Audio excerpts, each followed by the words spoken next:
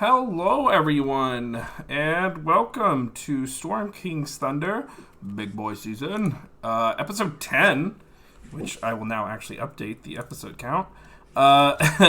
We are back for quote unquote finale of season 1, like we're on HBO or something.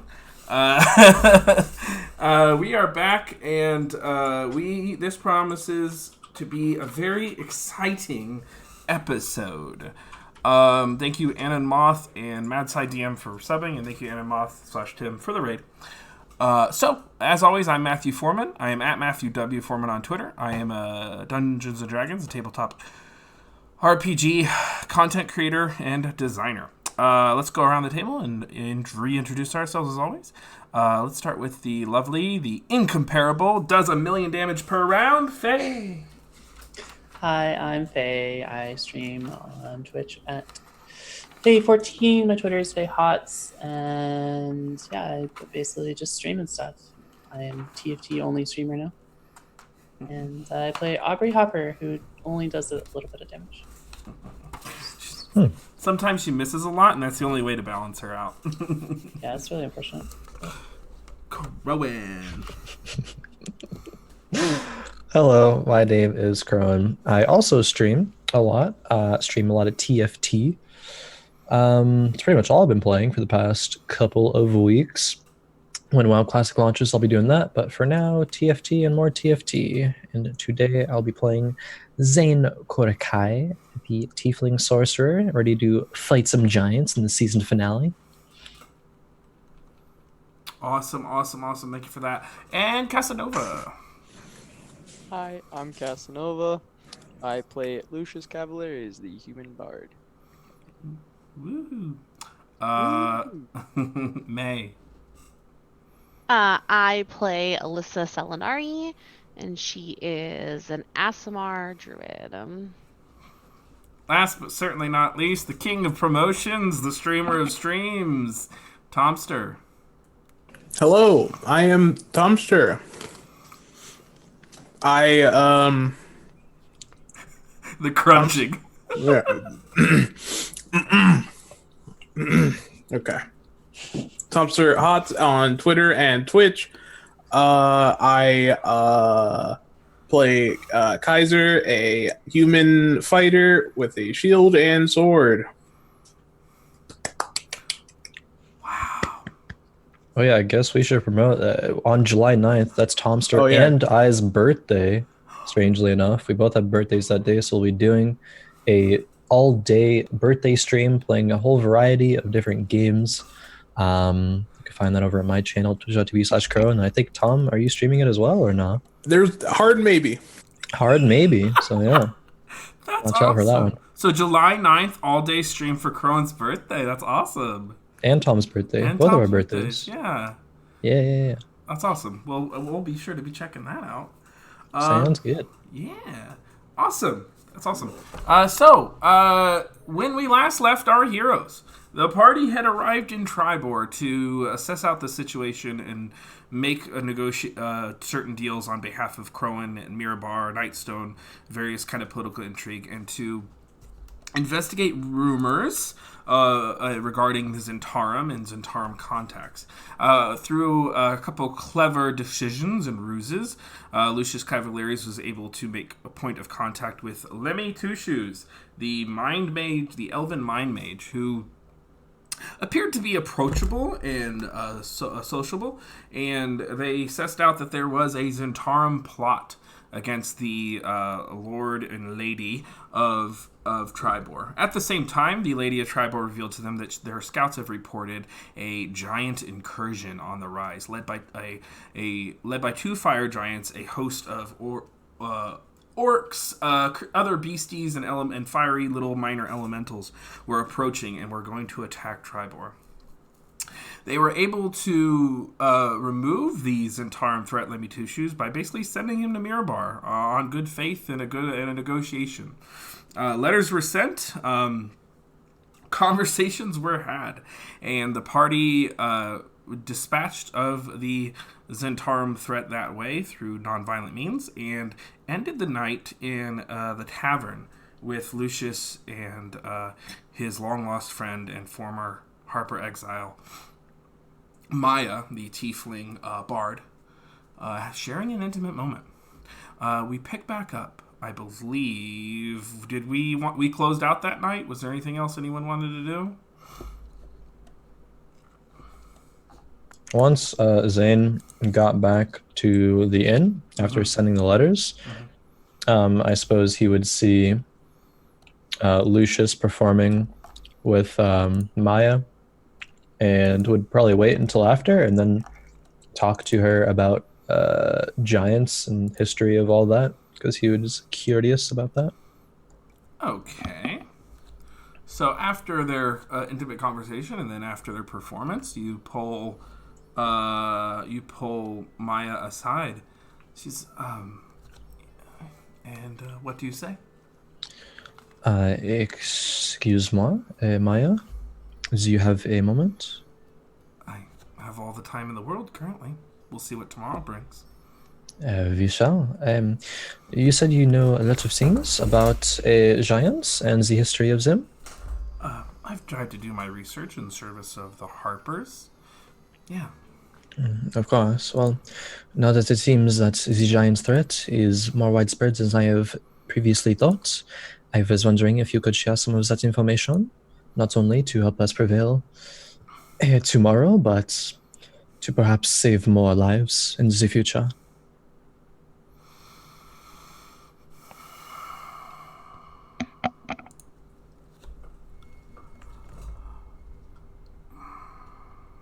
I would be happy to share what I know with you, Zane. Is that how you prefer to be addressed? Yes, Zane. Zane works. Yes, I'd be more than happy to share that information. You'll have to forgive me. I'm not as gifted in with language as you seem to be. So if I speak simply, well, that's where that is. So let's start with the basics. Giants are organized into the ordning, with the storm giants at the top and the hill giants at the very bottom. The giants that are higher on the ordning are considered to be closer to the Allfather, their god. The fire giants, the ones that are attacking us, are about smack dab in the middle. They share the same tier on the ordning with the frost and fire giants. And only above them are the cloud and the storm. They're known to be smiths, crafters, and legendary warriors.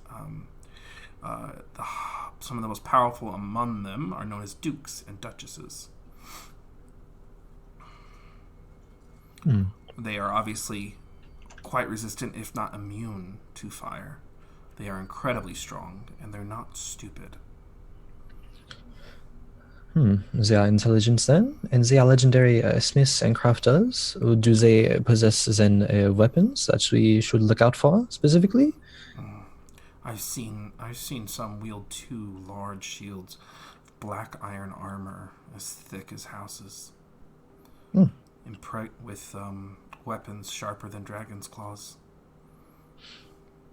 Interesting. I would assume that those weapons would only be able to be wielded by giants, but... Absolutely. All right. So is this ordering again, as you call it? Yes, it is the way giants organize their entire society. It is the structure upon which all of giants' kind respects. Do all of them respect the same, this ordering, this social structure? There are those, of course, who would wish to upset it, yes, but the truth remains that even the mightiest of hill giants could be crushed by a storm giant. Of course. I don't know. Well, what was that? I don't know if you've ever had the honor of being in the presence of a storm giant, but they are truly a sight to see. I have not. So, if I understand correctly, perhaps these hill giants might want to upset this social structure of the giants, but are not able to? Correct. And the ones, yes, the ones with the power are the storm and the cloud giants. And in the middle are the fire and the frost giants. Yes. Right. There are also the enigmatic stone giants, which, depending on who you ask, are just below the storm or just below the cloud. They're very powerful, but they're very mysterious. They're also They're also less cantankerous and more peaceful than the other giant kind. Ah, all right. So obviously we are dealing with threats that are more powerful than normal hill giants, seeing as they are the fire ones. Just theoretically, Maya, do you think that if it were cloud and storm giants attacking, that all would be lost? The town would be lost? If cloud and storm giants attack Triboar, we need to evacuate this city and flee. Ah, okay. But you think that we do stand a good chance against the fire ones? I do. They at least have to walk the same as we do, and that means we can strike at them with our best weapons. That is true. Well, you inspire confidence, Maya, with this information. It's a pleasure to have made your acquaintance, and I'm really glad that excuse me. I'm really glad that you're here, and I'm glad you brought Lucius with you. Yes, of course. It is a very curious thing, your relationship with Lucius. I was not previously aware. She kind of glances around. He and I were thick as thieves at one point. So it seems. So it seems. Well, I do not want to trouble you with any more on that subject. It's no trouble. I don't mind talking about my past. That is good. Not everyone is as open as that in terms of accepting the places where we come from. Me, myself, I mean, yes, I am from noble birth, but I do not appear to be as my parents are. I am a different race than them. My roots are quite unknown, unfortunately.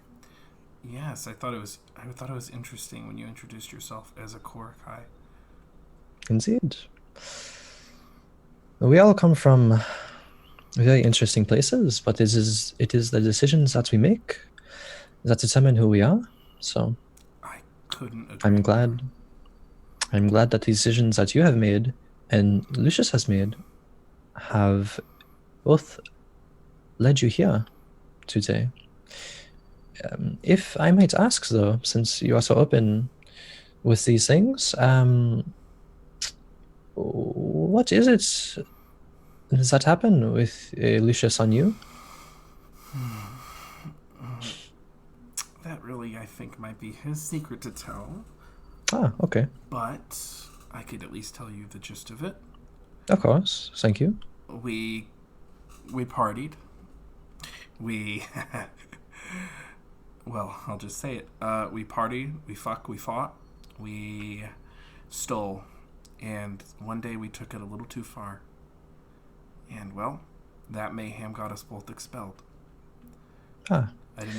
I didn't even see him. We got separated, and in the ensuing chaos, and ever since that day, all the choices I've made have been so that I could get back into the good graces of the Harpers. How did you find yourself originally as part of the Harpers, if you don't mind me asking? I think it was mostly Lucius who led me by the hand. I mean, I just, like any decent person, I wanted to do the right thing. Of course. That is admirable. Earn a little money, save a few lives. So So now that I'm back with the Harpers, I have a chance to make things right, to correct the wrongs of the past. That is very good. As you are aware now, I seek to ally myself, I suppose, with the Harpers, as I very much want to see the Zentarum fall. And I believe that the Harpers are one of the keys to being able to make that happen. I couldn't agree more. The Harpers are absolutely integral to the demise of the Zentarum. Indeed. So, may our prospects prosper. And if that is all, unless you have any questions, I will bid you adieu. I shall bid you adieu, Zane. I'll see you in the morning for war. Au revoir. Of course. She gives you a very long and gracious bow and parts ways. Zane will return the bow, smile, walk away. Okay. Is there anything anyone wishes to do for that night? I'm good. Alrighty.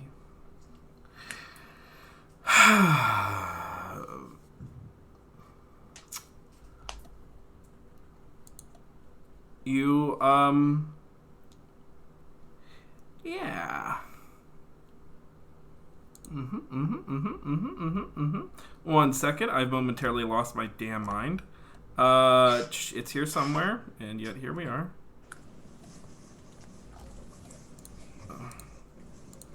I've apparently misplaced a tool of mine, folks. For that, I apologize to God.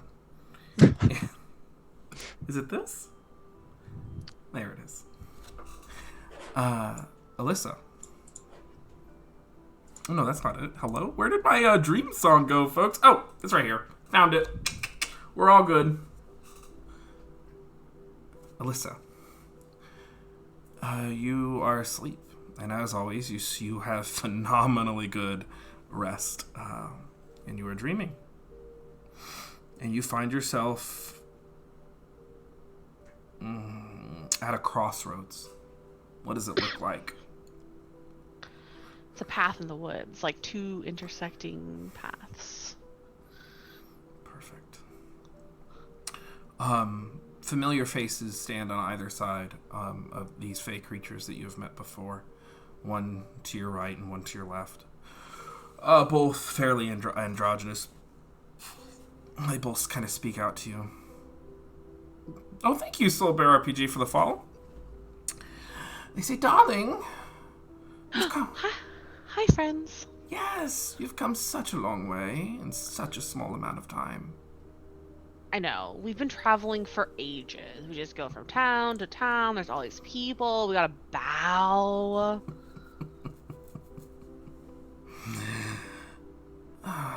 What have you learned now that you're here? Some people are mean. Some people are. I don't know why. Why do people do things like that? The figure to your right says, I think people do things because they're selfish. Everyone's out for themselves in the end. The creature to the left says, No. I think people do things for love. The love they have for themselves, the love they have for ideas and things, and the love they have for others.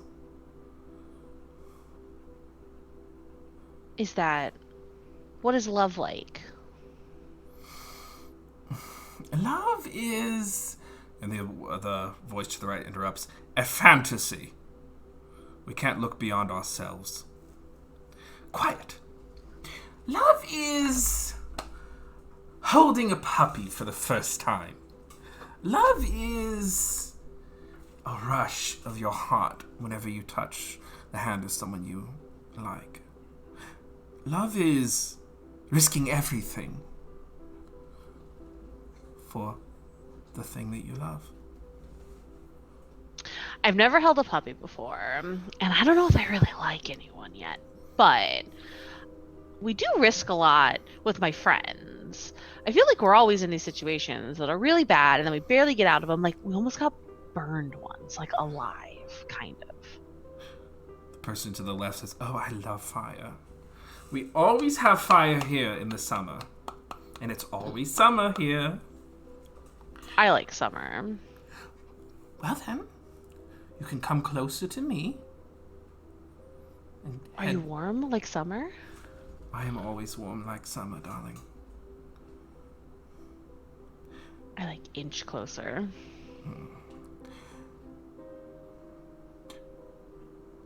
I see something happening in that city of yours.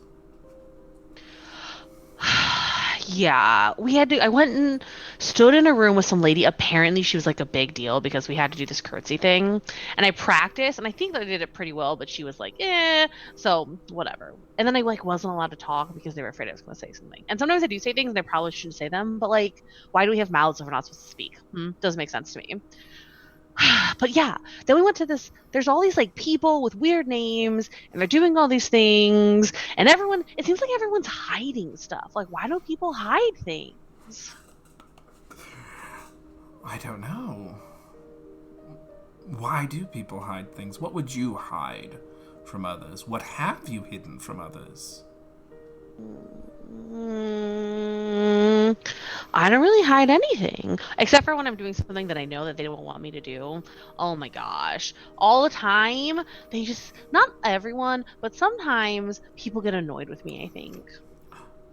And the figure to the left, the summer court figure, is like, annoyed with you, but you're too special and lovely to be annoyed. I know, you should tell Kaiser that. And the figure to the right says,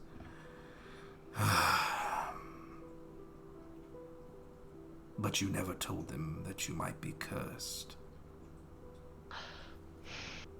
I'm starting to think that maybe that's not true. Except for the horses. The horses made me think that I was cursed again. Because they died. Yeah. But they told me I could have a new horse. Do you think that horse is going to die too? I think its demise is inevitable. Alyssa bursts into tears at the thought of a horse dying. Oh, get a stiffer upper lip. But I don't like the sounds they make when they're dying. Death is part of life. Can't have one without the other. But how can you be dead and alive at the same time? There are thousands, if not millions, of people who walk around life like corpses. Not thinking for themselves. Not acting for themselves. Are you going to be a corpse? No. Then come over here, correct your path, and come to the side of winter. But winter's cold.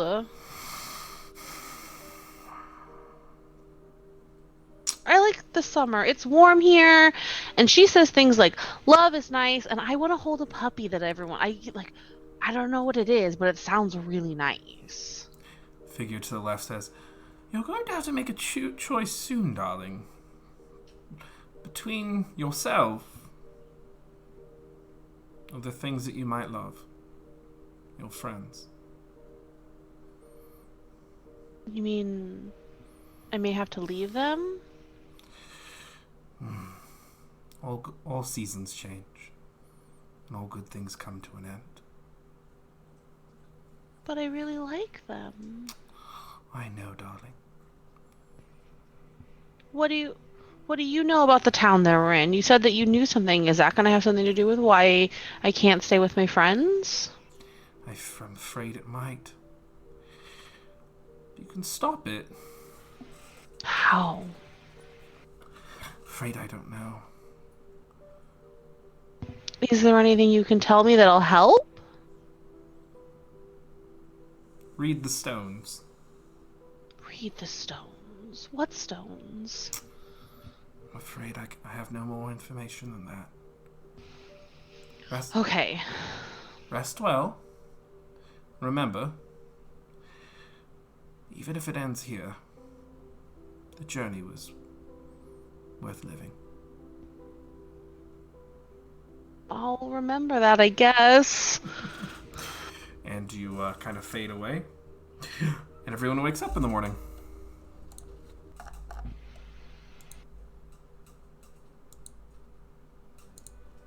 Aubrey.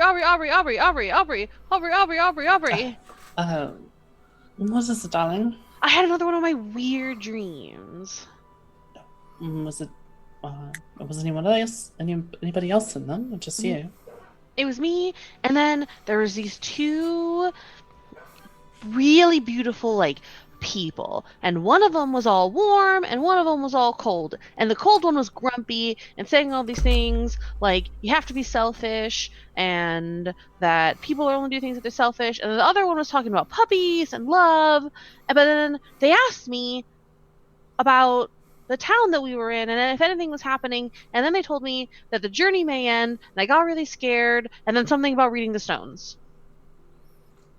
Stones? What stones? I don't know. They just said the stones, and I was like, what stones? And they were like, that's all I know. So it wasn't really helpful. Do you know how you can read stones? If they have writing on them? That would be... and perhaps it's something to do with the giants that are attacking, maybe? I don't know. Dreams can mean different things depending on which way you want to interpret them. Why does everyone always say it? I feel like I have to choose stuff all the time. It's because life is made of choices, darling. Ugh, life sucks. Sometimes. I'm hungry. I'm gonna go get breakfast. Alright. I will come with you. Since I'm awake now. Thank you, Soul Bear RPG, for the raid. That's super nice of you. Love y'all. So you all make your way down to the room of this inn and are enjoying breakfast. Kaiser's ready to go as always. I'm getting Lenny's. I'm getting my fucking shoes. Alrighty. If you paid you paid the 175 the last. Oh yeah, because you left it. You pick up your boots of striding and springing, weren't they? Eat. Yeah, they are in fact red bottoms. Pug. I'm writing that in. Because you are all the worst. He's got the red bottoms.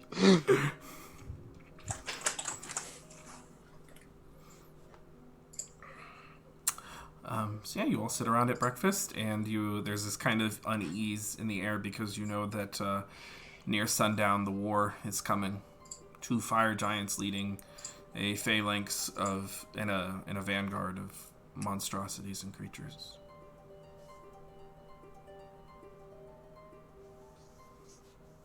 So, companions, I want to go out with Agala later to check out some of the land and see what might be the most defensible areas for where we're going to be holding off the attack. Any of you are more than welcome to join, especially you, Kaiser. You seem to have a knack for tactical stuff. Yeah. Sure. Is there anything that we wish to do before the nightfall?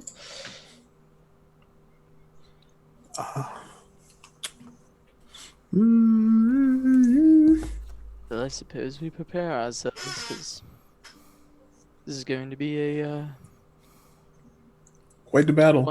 one hell of a battle. That's for sure. Probably the most dangerous we've ever faced. Yeah. It seems to be. I was speaking of it with Maya yesterday about the giants, and apparently, from what I have learned, is that at least these giants are not the most powerful ones. I suppose those would be the Cloud and the Storm giants. They are more powerful, however, than the normal hit giants, but she seems confident that we are able to win. I do not know how much of that confidence was her own or from Lady Shendril, but she seems to believe it.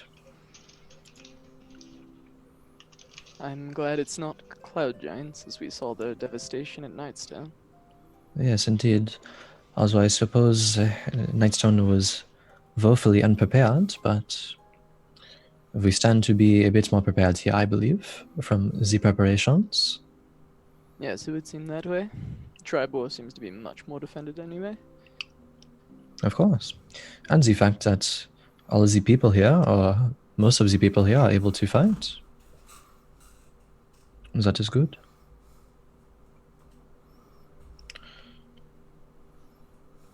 Mm,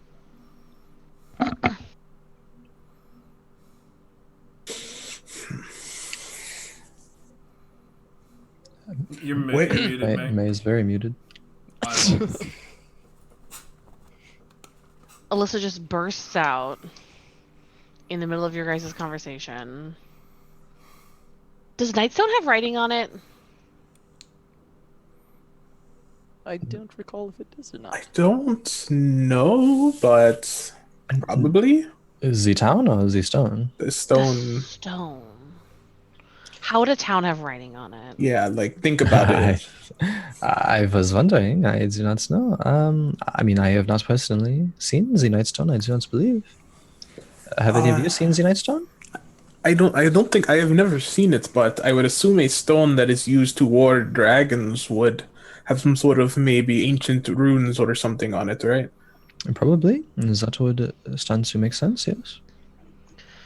My friends told me to read the stone, but I don't know what they meant. Who? My friends. Who? My friends. Who? My friends. Guys, she had a dream. Okay, but it's like Oh, no. Okay, so it's like a dream. I mean, they only come when I'm sleeping, but I don't think it's a dream. I'm starting to think that it's not a dream because, like, it's so real. Was it another one of that's your dreams? crazy. Yes. Was it another one of your dreams that you experienced with other people? No, this time it was just me, and I was in the woods, and there was a crossroads, and there was one of my friends on one side, and it's my friend who is warm. And then on the other side was my friend who is cold. And then they told me, they said that they had questions about the town that we're in now, but then they told me that I had to read the stone because I was like, "Oh my gosh, can you help?" Because my friends, we keep getting in these situations, and like horses keep dying, and all these bad things happen. And I asked for help, and they said for me to read the stone. But you guys are talking about Nightstone, so I was just wondering. So, your friends, have you seen them outside of your dreams? Yes. Is it possible? Ah, where? In the woods, in Oh, the trees, mm-hmm. and I hear them all the time. Uh-huh. I don't doubt So, it. perhaps it could have been one of those things, a dreams that you experience with other people, other creatures. I mean, I do not know your friends. I do not think we have ever had interactions with them, or met them, but it seems like Well, a similar thing. from other people, this may sound crazy, but I've personally experienced being in your dream with you. So, by all means, this is something not to take lightly, and for us to figure out. You're special. There's something about your dreams that's special. Okay, well, I don't know if there's any stones with writing on them right here, right now, so I don't think there's much we can really do based off that, so maybe we should, shelf this one till we're done the battle for our lives. But they said it would help us in this town. Well, while you're out setting up the traps and different contraptions and planning the battlefield, I can go with Alyssa and maybe look for stones of some kind. Sure. Worth taking a look into. Why not? All right, I suppose. Say, what will you do? That's a good question. Perhaps check back with Lady Tendril, see how the preparations are going for how they are going for today. Okay. I mean, it has me thinking though about this stone. The night stone, if it has writing on it and if it is important, was taken by giants, even though the cloud giants are not the same as the fire giants, and they are in the different sort of social structure from what I have learned. It's called the ordering. Who's in what structure? Yes. From what I have learned, the giants have a sort of a social structure, much like the ones that we have. Actually, it's just a hierarchy. It is the cloud and the storm drakes at the top, then the fire and the frost giants, Right. and then the hill giants at the bottom. So there's only 5 types? There might have been others, but those are the main ones. There's also the stone giants, actually. But they, I believe, are more relatively peaceful comparatively to the rest of them. I see. Okay. Are they still in the hierarchy, or are they kind of, like the hierarchy's here and they're kind of like settled over there or something? I do not exactly recall. There was a lot of information, but they are different in the sense that they are more peaceful than the others. So they probably, while they are part of the ordering, since they are giants, they're probably a bit different than the rest of them. Okay.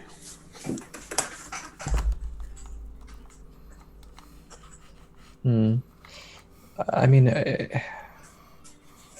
I don't know. There is still so much about the giants that we're not aware of. They are coming for this artifact, right? The wounded dog or a piece of it? Yeah, that's basically where the final stand should be if we were pushed that far. Because it's strange that there must be something, I don't want to seem nefarious, but something bad going on if they at this point want to raid a city for a piece of a ancient weapon of war, right? So something big is probably going on behind the curtains, but I'm not really sure what it is. That actually makes sense, I suppose. If the giants are part of this social structure, I mean, it is sort of what I am trying to do in Miraba. I'm trying to gain social standing to rise. Maybe these giants are doing the same thing. Oh, shit. Maybe they are trying to rise up the social structure of the giants. So they need this war machine to overtake the cloud giants and the storm giants, and perhaps then perhaps that is why the stone in the storm and the cloud giants stole the night stone in the first place. Why did they steal it for? It's good for dragons, right? I mean, I could see why a giant would want a stone that could repel dragons, right?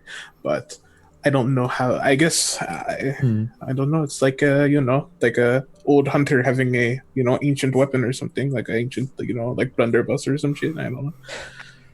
Yes, I am not so sure about that part yet. Hopefully, we will discover more in time. But what does make sense, at least to me, is the fire giants trying to rise on the social structure by getting this artifact, since they are so warring between. Well, not warring, but they very much. They're striving for a position in the hierarchy.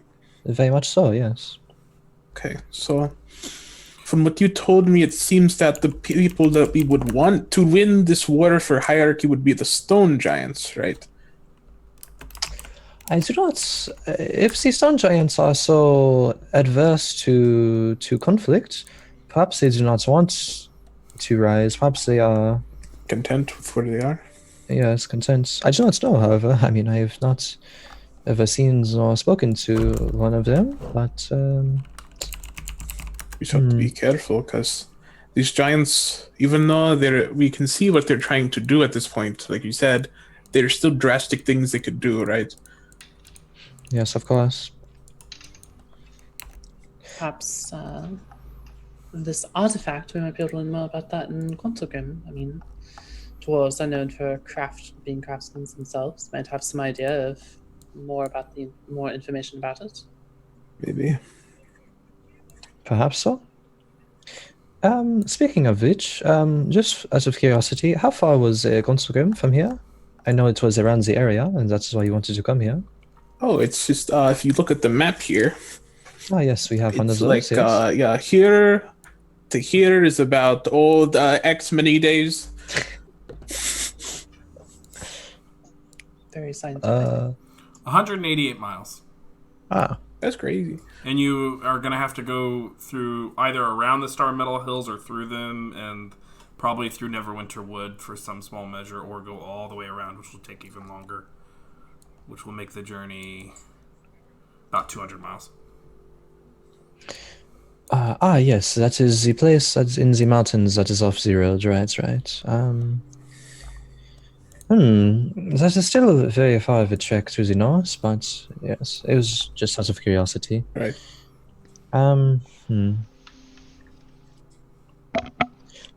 Perhaps something good to ask while you are out doing preparations. Perhaps I will speak to Maya again, and now that I have a better idea of what I want to ask with the giants, perhaps we'll learn a bit more. Perhaps she knows, I do not. But she is the scholar of giants, it appears. We should shelve this giant discussion if it isn't battle relevant, right? Because we need me and Artificer need to your name. Art Garfunkel. Arfunkel. My name is Aubrey. Aubrey, yes, I it's just prank, haha. Yikes. We're going to we should go make some traps. I have plans that you could use to make them. I have some ideas as well. Okay. So going earlier would maximize amount of potential we could get with these traps. Alrighty. Right. Trap making first, then? Down the clown. Okay. Aubrey, go ahead. So you basically have two egresses that you are supposed to quote-unquote cover. There is the eastern egress towards the farm where the barricades and various natural defenses are going to try to marshal them towards, and then there's the northern portion near the shrine of the war god to consider. So I would say you have the chance to make 3 pretty good traps, and how you want to distribute them is up to you. All right. Where is the Voldendad explicitly? The piece of the Vondendad is underneath the shrine of the war god. It's in the ground. Okay, you said that was north, if I remember correctly? That's the northern point of defense.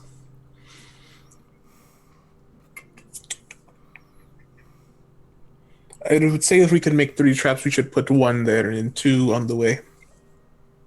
That sounds reasonable, yes. Okay. What kind of trap? So we'll start with the 1 that's going to be at the shrine of the war god. Is that what we're saying? Yeah. Okay. Yeah. So what kind of trap would you like to make? We could either make a pitfall. We could make a... What is the terrain? It's like plains, right, basically? Yeah. Some light hills. Okay. Yeah, it'd mainly be pitfalls. There's not much we can do with trees. Yes. Pitfalls is what I was thinking. Okay. Probably fits the terrain the best. Okay. Could do a pitfall. Basically, would make it accept the weight of like at least like 2 people, but the foot of like a fire giant might break said pitfall. All right. Go ahead and roll your team. It's going to be a tool check of whatever you're proficient in there. So double proficiency plus intelligence. Right. Okay. Plus Mamma mia. 4, so it's a +7. This is the northern pit trap. I could add 1d4 to that because it's a tool. It's 13. Thank you. Okay. East now for the 2 eastern traps. Just want to do more pitfalls because it's difficult to make any other sort of traps. I mean, you can make a shrapnel. You could make a snare. Start in the fiction, and I'll work you through it. Can you make explosives, Yeah. Aubrey? Yeah. I'm trained as an alchemist, so That's crazy. Yep. Okay. You can make a bear trap. You can, Do what you do. Make an explosive bear Yeah, trap? I think I should do an I will let explosive. you roll for it. Maybe explosive. The more powerful the trap, the more danger it is in constructing it. That's what I will tell you. So, start in the fiction. What are you envisioning, Faye/Aubrey? Kind of was leaving that up to Kaiser, see if Okay. he had any what his ideas were, and she would be the one who grasps them. Okay, Kaiser. Basically, would be kind of like a landmine, shrapnel landmine. Okay. Go ahead and roll, Faye. All right, so intelligence. Yep, same. Intelligence plus double proficiency. It's a tool. That is a 26. We didn't blow up. All right, then. Well, that's a thing that happened. No one's making that save. And then your third trap in the eastern portion. What would you like it to be? Got pitfall, got landmine. Some type of bear trap could work. We should do something similar to that. What is the trap called? I read about it. It's a generally large pitfall that has the spikes at the bottom. There's a slick name for it. I forget what it's called. That's all right. Spike pit. Got it. Okay, that works. Good Yeah. roll.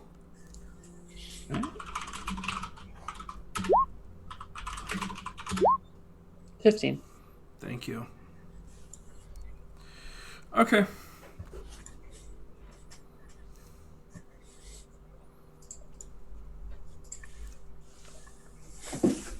Okay. All right.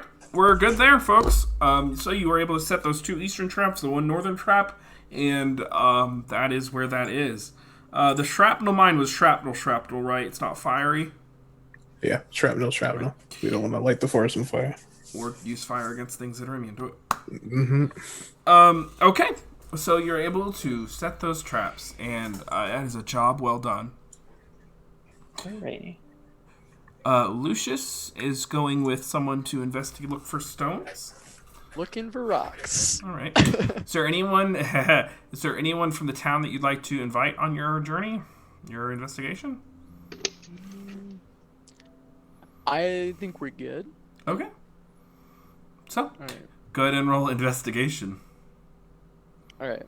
But also I want to pull Alyssa aside for a second while we go off as the two of us. Okay, go for it.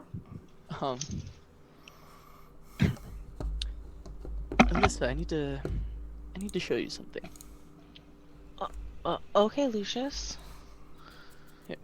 So, if we're in like kind of a more private place, I will reach into my bag, make sure no one's around, and pull out the Wundendot. The rod of Undendad, yeah.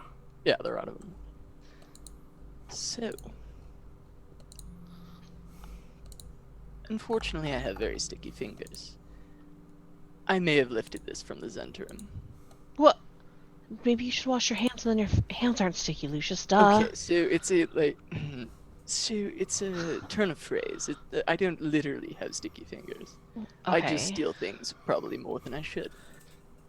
Wait, you just like take them? Well, no, generally no. And Okay. this was from the Zentrum, so they're bad people. So I think it's okay.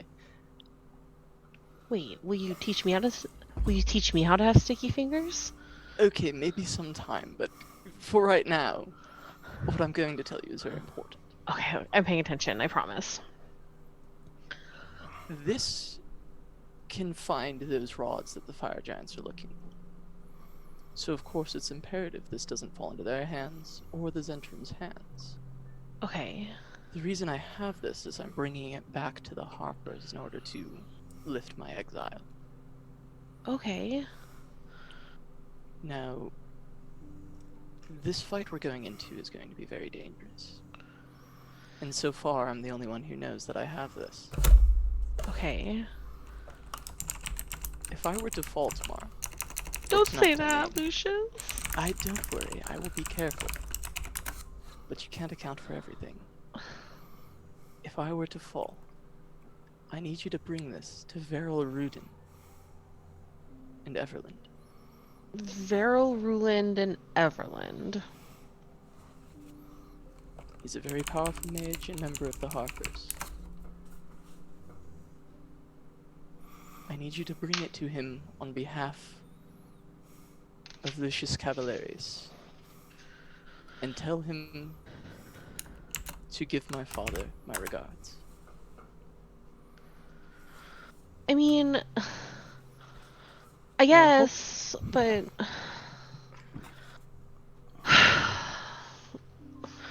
what? I mean, if it's like bad, we should just leave, right? Like, No. do you really think well, we're of gonna course. die, I don't think Lucius? any of us are going to die, Alyssa. But I have to be careful. I haven't made it Okay. this far not being careful, have I? That's true. We're going to be very safe. We're going to kick these giants' ass. Okay. We're going to have a drink afterwards to celebrate. Oh my god, you're gonna let me drink? One. Okay. Okay.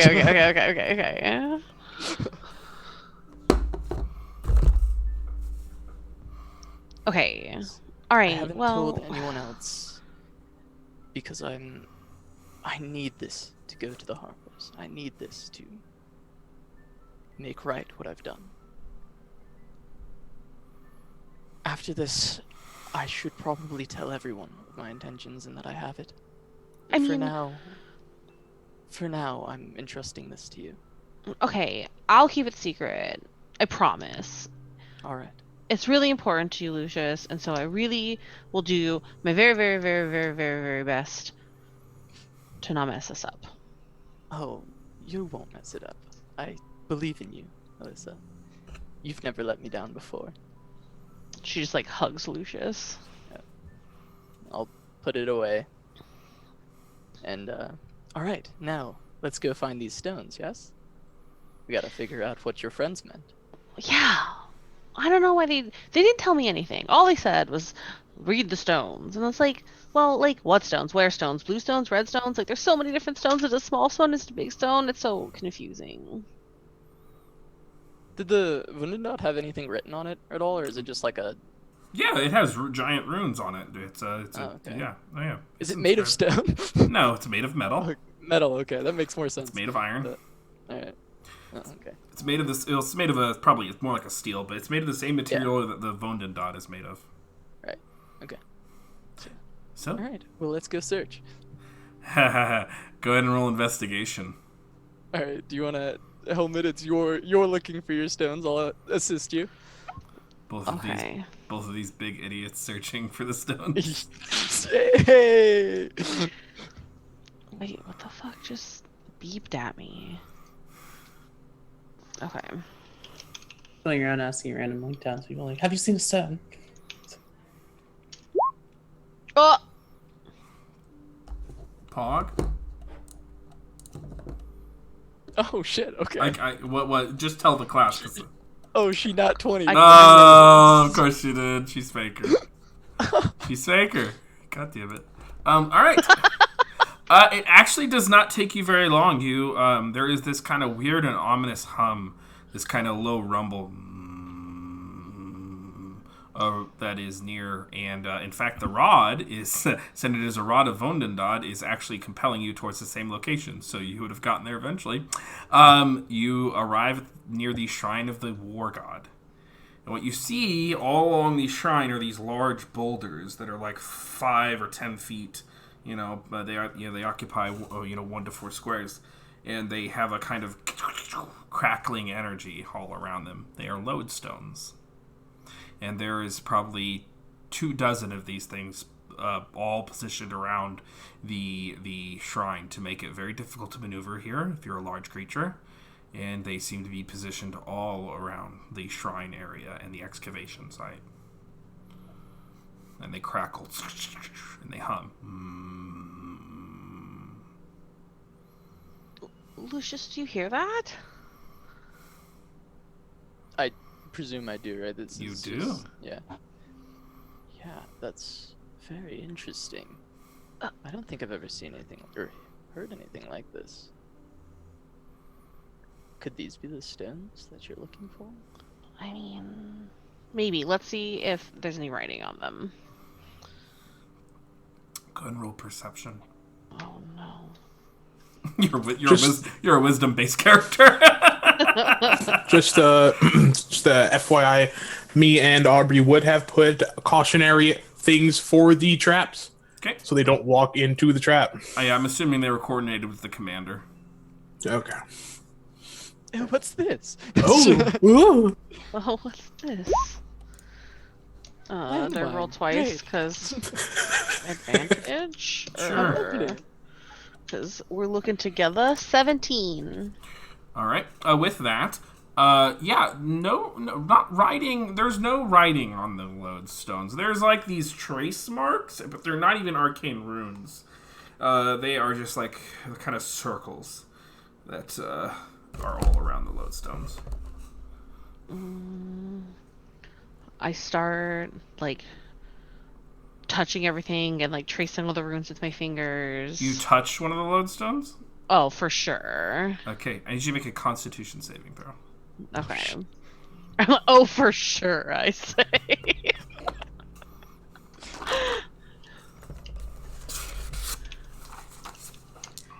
I gotta put /roll in front of that. 20. Okay, so you take half. So you're gonna take 15 points of thunder damage. Ouch! So and you're pushed back 10 feet. You kind of just touch it and it goes, and you're blown back. Go ahead and make me a dexterity saving throw Oh, fuck. to see if you land on another lodestone. Oh, shit, you're about to get ping pong. Many of them are 10 feet apart. 15. You can now hear voices calling out from behind you. I do another dexterity. You said Yep. what? Dexterity type saving throw. Okay. Is there anything I can do to try and... no. Oh. That's the other side. That is a natural 1. Go ahead and make me another Constitution saving throw. Yeah, I'm If trying to anyone's think gonna do of this, it'd be Aubrey. Or not Aubrey, sorry. Alyssa. Wait, Sorry. what? Nothing, continue. Have fun playing ping pong. 5. Get our character names wrong too. 5. Yeah. You actually 5. No, you take 14 points of thunder damage. Okay. Ooh, And you high make me a roll this dexterity saving throw. time. Is there, like...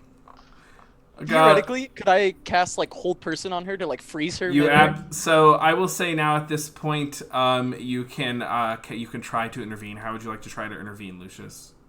You could Yeah, use your I assume mantle. after knocking already... You could use your mantle. Oh yeah, that would allow her to instantly move as a reaction. Yes. Yeah, I'm gonna use I will just use the mantle and Okay. just like start playing a tune and kind of transform into the devilish form and try and So she's like, and you see her spiraling towards a third stone, and you can feel this kind of infernal caress around your body, Alyssa, and you're able to kind of mid-air, you kind of moonwalk and land. I'm just crying. God, Alyssa, what? Yo, they should have warnings for this. Are you okay? No, it hurts everywhere. And I will. You hear a voice call out, Second level. "Don't touch those! We told you about them last night!" That is true. Yes! I remember they did. Yes! Alright, They said the shine was trapped and well protected, and they were going to lure the giants in. second level healing word on. Fucking. That's. Oh, max rolls. So that's 8 plus fucking 4, 12. 12 points of healing to you.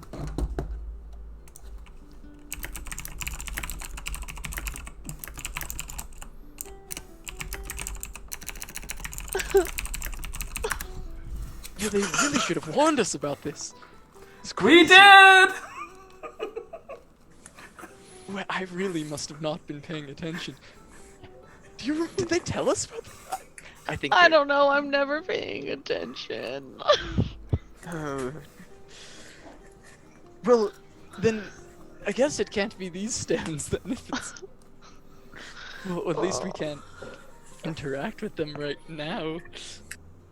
I don't see any writing on them. I thought that maybe if I touched them, the writing would show. There. I'm like holding her. You know, she's like, you know, there. Somewhere we're making a trap on the east fucking flank, and I'm just laughing. You have no idea. I'm just laughing. You'll be okay. You'll be okay. I want to go back to the inn. Let's go back to the inn. I'll scoop her up and start walking. So you see two feminine figures approaching as you guys apart from the Shrine of the War God, as these Thunderwave 4th level Thunderwave spells that were released emit a sound that can be heard out to 500 feet. You you see Lady Chandra and Maya looking at you. What did we tell you last night about the war shrine? It's trapped. You know, we were following a thing that her friends had guided her towards, and it seems like we were in the wrong place. The zones were singing, and I thought they were calling for me because I was told that I had to read the stones. I just wanted to save the town. It's okay, darling. Maya says, "Well, you sweet child, and she heals you for 7 points. Thank you. No, the lodestones, they do sing, but that is just the raw magical energy emitting from them. We'll have to go reconfigure 2 of them, otherwise the whole sequence is lost." Yes, that's our fault.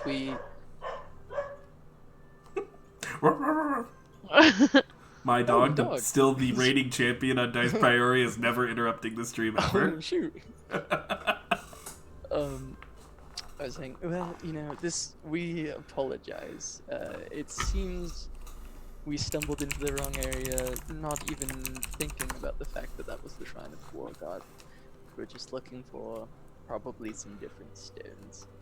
Terribly sorry. Come on, let's go. Gonna make sure we get her ready to go for tonight's battle.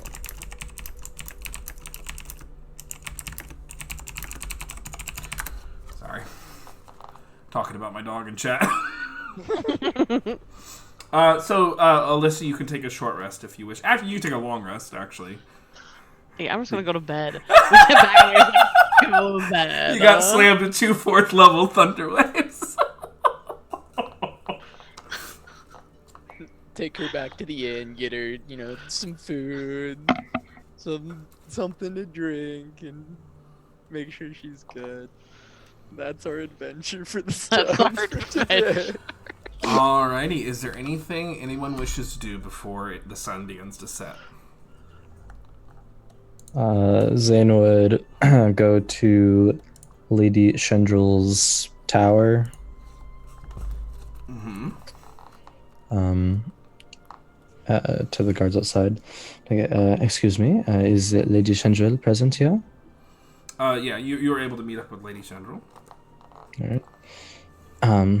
Zane would walk upstairs and say, pardon me, I was wanting to inquire if everything was still going according to plan, the preparations? Yes, it is. We have all the barricades set. The 12 are ready on the western front. We've reset the traps on the northern side after your companions set 2 of them off. They did what now? That incorrigible wildling. She thought it was a good idea to touch lodestones, which is of course manifestly insane. I do apologize greatly for my companions' their behavior. Yes, that is sorry. If there's anything that I can do to right this wrong, let me know. No, just take care of things in the east and reconvene in the war shrine like we talked about should be a conclusive victory. Okay, will do. Is Maya around? I had a quick question for her. I can retrieve her, and after a short time, Maya is able to be retrieved. Hello, Maya. I was thinking about these things about sea giants that you have told me yesterday. I wanted to ask, in your studied opinion, if you thought that perhaps this whole giant hierarchy, the ordering, is it possible that they are trying to find this rod, this piece of the Vondentad, to try to gain a social standing with the giants? Perhaps they are trying to overthrow the Storm and the Cloud Giants. Is this possible? It's possible.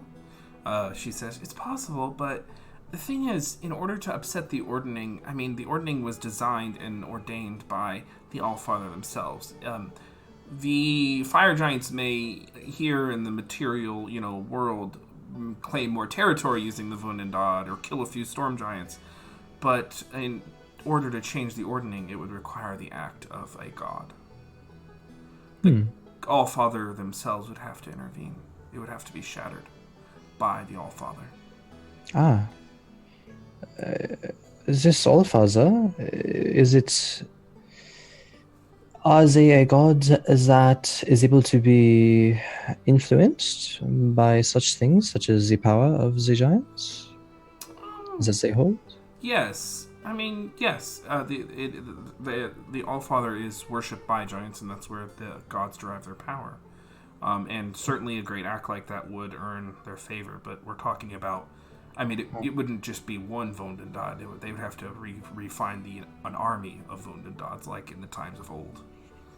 Of course. Perhaps this is their first step, or one of their first steps.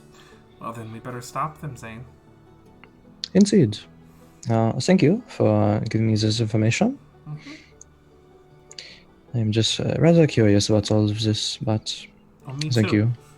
I'm terribly curious about all of it. It's exciting. Yes, I think so. It's definitely exciting in some sense. Well, I will leave you to your preparations. I will bother you no more.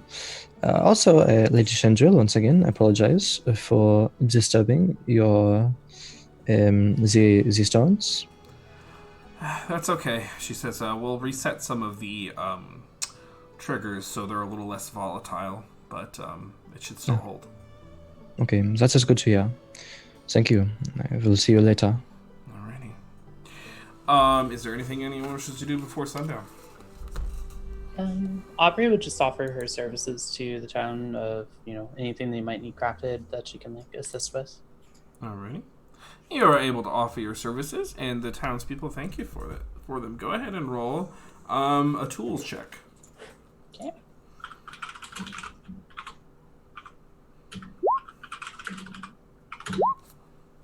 $25. Nice, yeah. You're able to really set some stuff up. You're able to improve the 12's armors, reconfigure their saddles, and provide some much-needed assistance. So the Western Front is, or wherever you dedicated your resources, is better off. Cool. All right. Can I go to the barracks and get an extra sword and shield? Is that possible? Yeah, sure. Okay, I do that. Short or long, whichever you prefer, and a standard shield. Yeah. All right. Because I'm sure hitting fire giants might break my shit. There's a chance. It is possible. So, as sun begins to kind of file down there, and there is this kind of, you can see over the horizon as darkness begins to set in, still kind of dim light across the board. Still kind of dim light across the board as darkness sets in on this valley, this town of Triboar. You can see soldiers lined both on the horizon. You can see a force moving.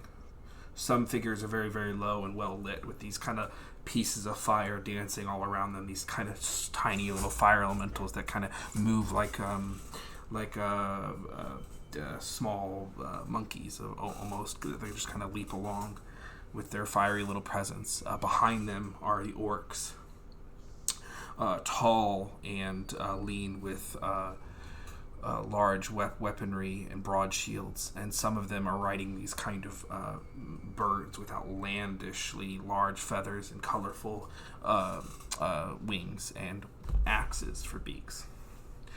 Also assisting them are these half giant, half orc creatures, Orog types, that are leading behind them still. Behind the Orogs are two very, very large figures. One of them wields two huge maces. The other one a singular great sword. And they one it seems to be more feminine presenting, the other more male. And you can hear them chanting in the distance as they get closer. You can see as the forces broad, there are more and more. There is a western flank of some dozen soldiers. There's the center where the two fire giants are, being led by a kind of phalanx and vanguard of the Axebeak orcs, and then to the east you can see a contingency where you're all waiting of Magnums, two Axebeak riders, and an Orog that begin to depart and travel down the eastern front. The forces are split as anticipated, but you hear a chanting. Zo, Jo, Zo, Jo, Zo, Jo, as a horn blows in the distance.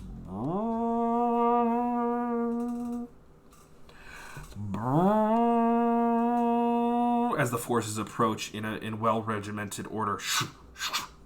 Zo, Jo, Zo, Jo, Zo, Jo.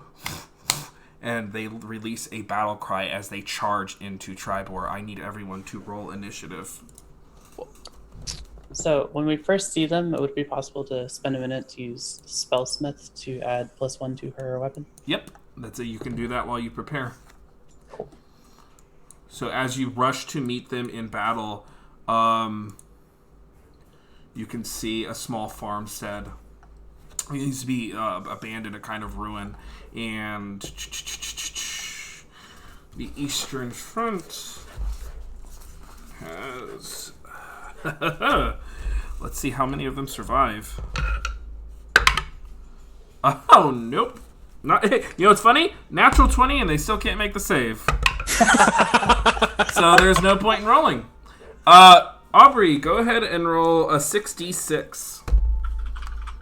Alright. Good shit, Faye. Good shit, good shit, good shit. 19 damage. So you see the small fire elementals that are leaping together. There's a of shrapnel, and they are all completely deleted as the battle begins. Jesus. Nice. God. And even some of the shrapnel flies at their leader, the Orog. Actually, sorry, I have Grumsh, and they take some damage as well. It was 19. Jesus. Mm-hmm. They take a little bit of damage.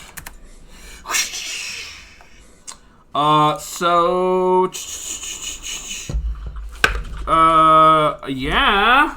Yeah. Yeah, Mark, yeah. Just gonna roll these enemies initiative Ooh, real okay. quick. Okay. 25, 20. 21. 20 net. 20 Nat Kaiser. Net. Okay. 2015. Okay, 15 to 10. 13 for Aubrey. Wait, Cass, did you roll? How was you rolling your 10 to 5. 5. Pog? And Alyssa? 4. Pog. At the top of the round, Zane. Ooh. Y'all are down there, as you can see. Enemies are up here, and they're converging. All right. Zane will be ready with a Chaos Bolt. Going to strike at...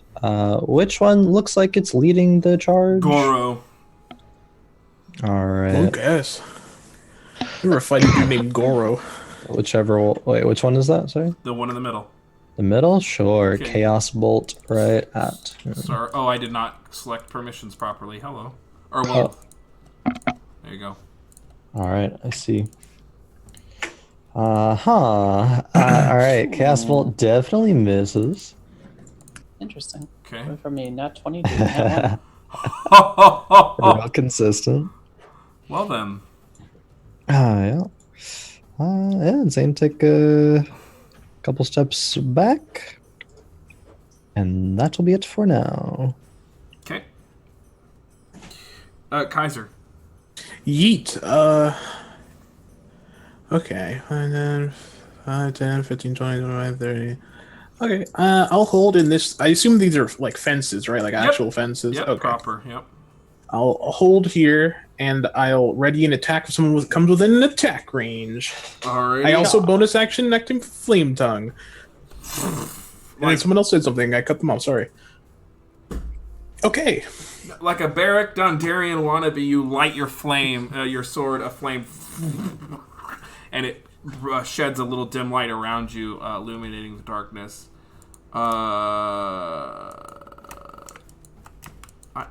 You've only used this app for like a million years. It's fine. So this one, let's see which side we're on here. Okay, left, right then. So this one just kind of on this mount leaps over the fence and lands next to you. Kaiser, go ahead and make your attack. Here. Oh, that's plus that's 6, so that's 19. That hits. Are you aiming for the mount or the rider? That's a good question. I'll aim for. So you said it leaped over that fence? Yep, it was just like and landed next to you. Quite mobile. I'll aim for the person. Okay. And he makes a wisdom saving throw. Alrighty. They got. If I could click. They got a 13. They fail, so they're afraid of me. Oh shit, pong. Okay, so I do. All right. You ready? Yep. Do they have any resistances, or should I just say flat number? You're fine. Okay. You're doing your weapon, your fire, and your psychic from frightened. That's 20 damage total. So you slash out at the orc rider, and they fall in a burning corpse of flame. The axe beak, however, still rears up and strikes out at you. That will miss. It's a 16. Okay. I'll use my repo. Okay. Riposte. Okay. So attack.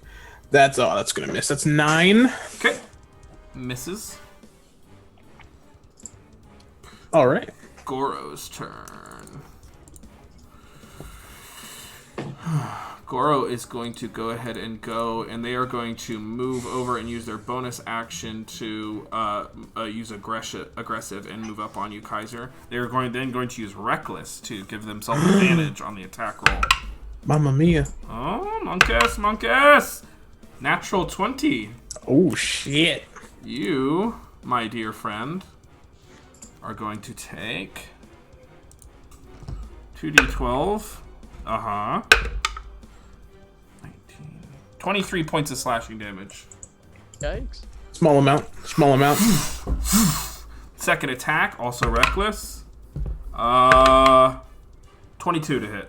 Yeah, that hits. You take 5 points of slashing damage. That's crazy. Yep. So the Orog steps up and is just shouting, Zalto, Zalto, Zalto, and swings wildly. And as you're slaying that rider, this captain just flies up on you, and you're not quick enough to dodge, and he gets 2 good strikes on you. Aubrey. Well, she just saw Geyser get completely wrecked, so she will bonus action Arcane Weapon. Okay. And then she will take a shot at old Goro. Okay. So that is now a +8 because the spell is You have advantage on the attack because they reckless. Oh, cool. Oh, cool. 21. That'll hit. Okay, that is a 1d10. plus 6. 7 piercing and 1d6. 7 piercing and 1 acid damage. Alrighty. So it sticks into Goro, and they're like, And she'll move a little bit back, and that's it. okay. The other rider's turn. The other rider is going to run into your spike pit trap. So the axe beak is going to have to make a dexterity saving throw to avoid it. They got a 15 on the die. So they will make it with a 16. So they do leap over the pit. However, go ahead and roll 2d4. 7. The axe beak stumbles just a touch, and but it kind of kips up and skips on over, but it does take a little bit of damage. Thanks. So they are able to 5, 10, 15, 20, and then they'll dash 5 to 15. Yeah. And so they are going to move, I think, about here with 40 for 80. They're going to move over here, and only the rider will make an attack. With a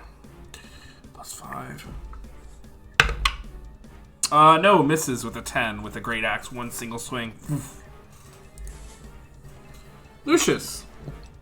Okay, so with my action, I'm going to Vicious Mockery Goro, and with my bonus action, I'm going to do the Mantle. And what Lucius is going to do is he's going to say, "Little bitch, you can fuck with us if you wanted to. Those expensive. Those is red bottoms. Those is bloody shoes." George Washington. Let's go. George Washington died for this. It's sad. Okay, You- so You hate to see it. Kaiser, Alyssa, myself, and I think I picked one more. It's 4. So Zane, because he's the other one that's the closer, all get the 5 temp HP and can move their full movement as a reaction if they want to. And then Goro has to make a Wisdom saving throw for the Vicious Mocker. He failed with a 13. Or no, So, 13.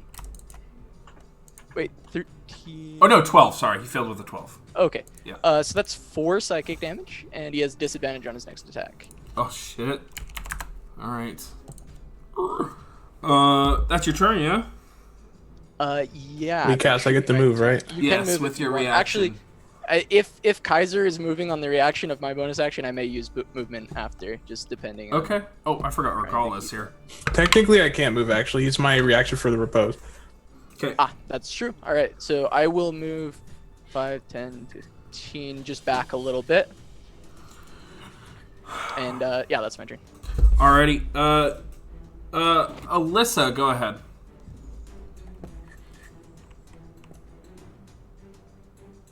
That's crazy. Actually, You did it, by the way. There you go. What? I was drawing my circle. Hold on. Okay. You're drawing a circle? Yeah, I'm gonna moon. I can. Okay. 5-foot radius. Yeah, but I have to make it bigger, I think. Oh, you did it? Cool. Okay. You can I'm just going move to. it. Oh, wow, I'm not in this time. That's crazy. That's crazy. That's crazy. Here you go, Oh, should get I all of move that. it so that you're in it? No, I'm good. Actual die. Yeah. And at 20. So you conjure down a celestial force of energy. That's your action. And then I'm going to. Kaiser is on death's door if you want to heal him as a bonus action. Alright, yeah, I'm gonna do that. Let's do a healing. God damn it. You'll have to use your class feature if you want to do it as a bonus action. Your healing pool thing. Yeah, you've got a Balm of the Summer Court. Oh, okay, yeah, so I guess we'll do that one. You have a pool of I guess- 4d6s. Yeah, we'll give him 3. Oh shit. Hog. Some thicky heals. So 4d6 plus 3, right? Yeah. Well, yes. Well, Depends it's how many 3d. you're using. It's 3d6, and then he just gets 3 temp. Is how it works.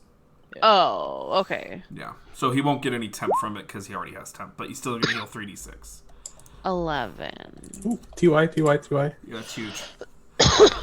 So you conjure this source of fey magic from both the Moonbeam and your Balm of the Summer Court, with one bringing down the force of the moon, the closest to the Winter Court, and with the other bit of the Balm of the Summer Court, and whew, your magic spreads around. Is there anything else?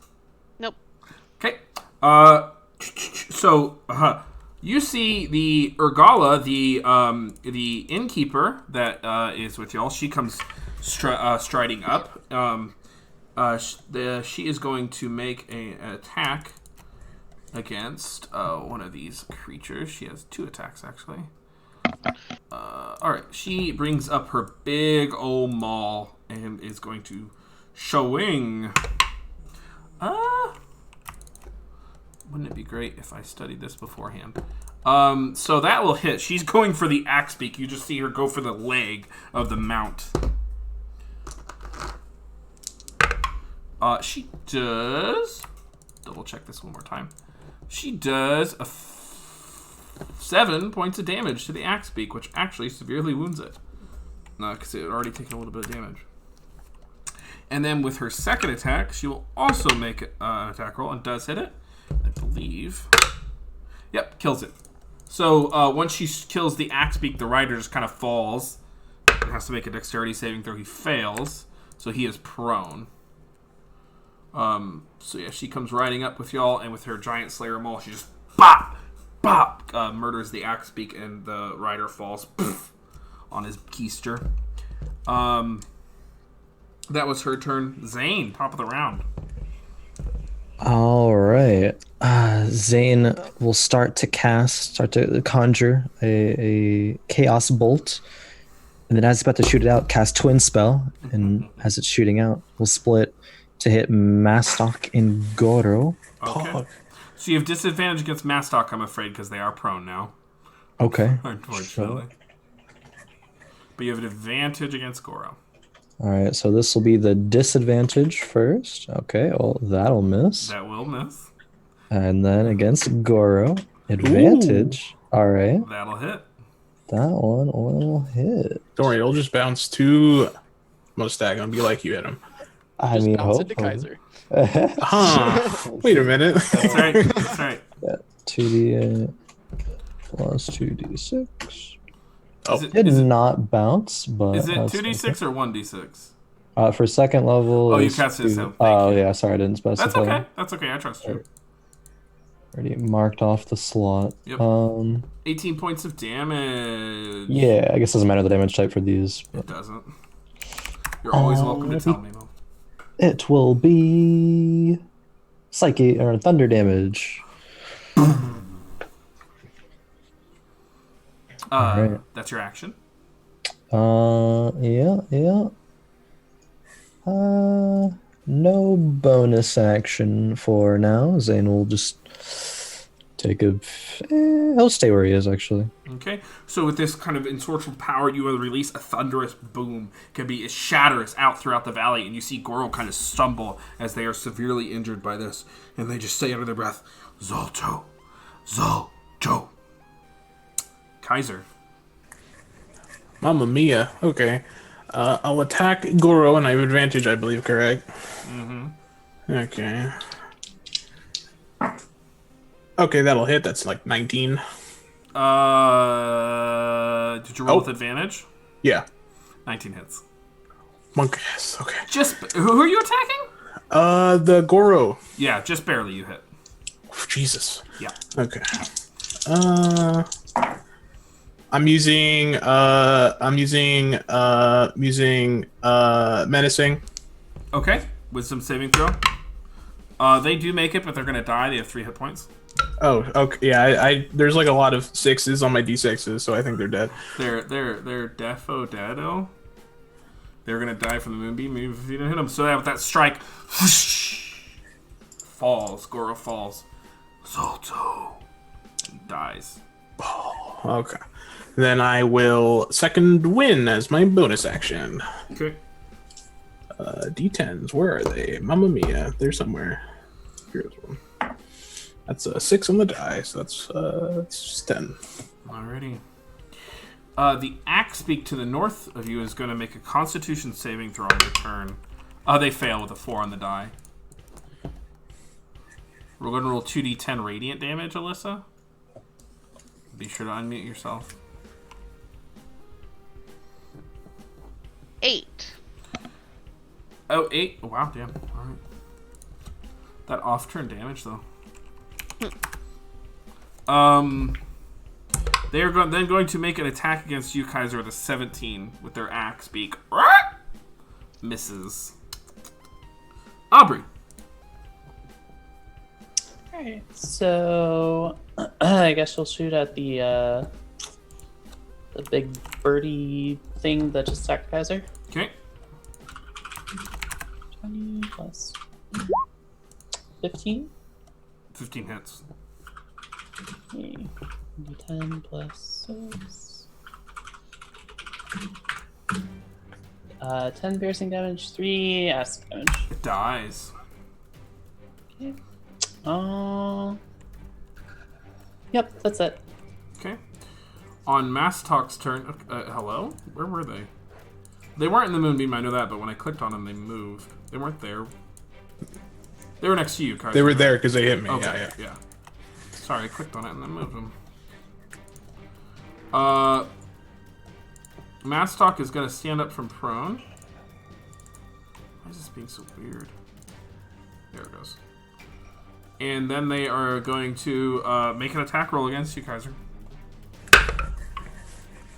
No, that misses a 15. Nope. Lucius, your turn.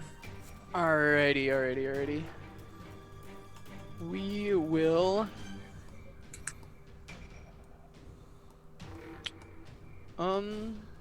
I will just fire a short bow shot at the last remaining orc. Okay. That is an 11. That will miss. There we go. That'll go ahead and be my turn. Great turn, There, buddy. Yeah, sick turn. Alyssa. Humping out the beeps. Oh fuck. Oh god. To kill Kaiser, to not kill Kaiser. No thanks. It's a daily question. I'm okay. I guess I will just do nothing. Okay. Oh, you don't want to cast a cantrip? No, fuck that. That's awesome. Ergala will step up and make 2 attacks against Mastok. With her maul, that will hit. She does 8 points of damage. And then second attack. That misses. It's only a 6 plus. That misses. So she comes up behind the orc and smacks him upside of the head and swings around the maul again, and then the orc dodges. Top of the round, Zane. You're muted, by the way. There just appears to be one orc left. Yep, standing. All right. Zane will cast Firebolt. Okay. 22. Yep. Alrighty. For 2 points of fire damage. Oh my god. Still up. Pug. That's that for me. Kaiser. Well, El Clasico on the way. That's like a 23 to hit. That hits. It does these dice. That oh my god, roll. That's fudge. That's 6 physical and then 3 fire. How do you want to do this? This guy's been just being a pain in my ass the entire fight. and I kind of just after Ungala fucking smacks his ass with her mauls, right? I believe she has. Yep. Then I would just like, as he backs up from the impacts, I would just like run him through behind. Alrighty. So with that, you just kind of rise up, and the longsword. And you see the orc just stare at you in the eye with a wide and crazed look. And he just falls dead on your sword. All the while, you can hear the sounds of pitched battle and the rings and the bangs of war drum. And horns going off all the while. In the west, you can see fire licking up. As certain structures are being set ablaze. And you can see the fire giants approaching the shrine of the war god, and you only have so much time left. I want someone to roll me a perception check. One person gets to roll it. I'll do it. Okay. There you go. If I remember correctly, no one has proficiency in perception. I think that's correct. Amazing. It's my kind of group. I hate perception checks. 16. You all begin to presumably move westward, Lissa, but as you do, you can see in the east, coming up over one of the hills, you can see some kind of figure in the sky, high up in the sky.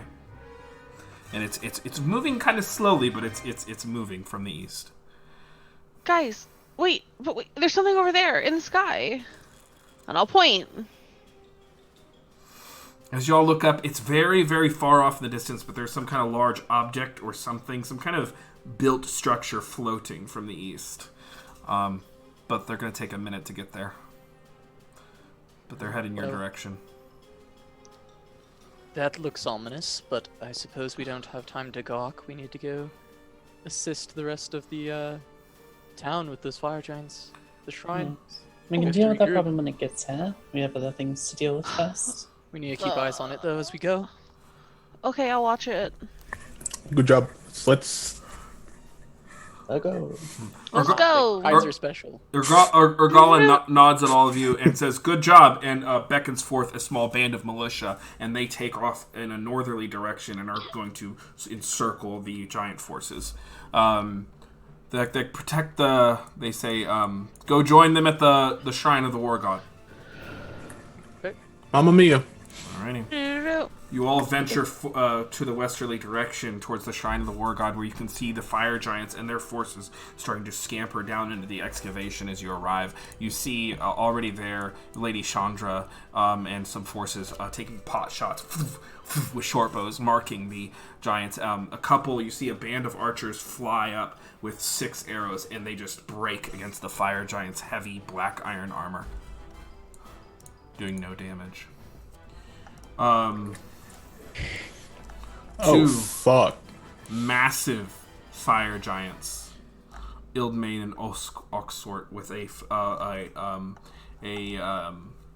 accompaniment of various other creatures, stand in the shrine of the war god. I need you all to roll initiative. Okay, home. Oh my god. I don't even know You what this didn't is. roll. You didn't roll. I rolled the 1. That's crazy. It was me. I did it. So they are there. They are there. Okay.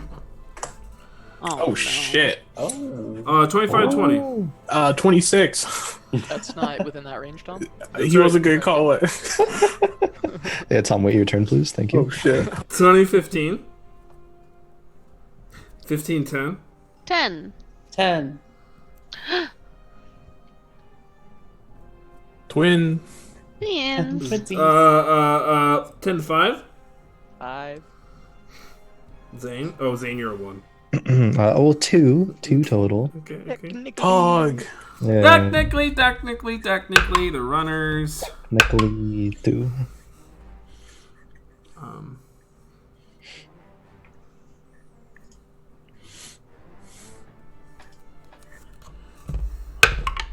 Oh, those are the Imps. Yeah. Giants. I thought Damn, Zane, you are going dead last, Chief. Kaiser. Nice. Yeet. Yeah, El Clasico, basically, I'll hold this position, and I'll hold an action. In case I need to, I'll reactivate my Flame Tongue. I don't know if it would deactivate or not. You can always just have it. You don't really need Okay. to. But I'll have my Flame Tongue activato. Okay. So use you're readying an action. So that attack will be your reaction. That's how that works. Okay. After your turn is Maya. You can see she has these really nice dark leathers on. She has a hand crossbow and a short sword, and she is looking around. And she kind of tumbles forward behind this little small little wall, and she pops a little hand crossbow shot at again one of the that's a 19 on the die. That'll hit, and she's going to do some damage.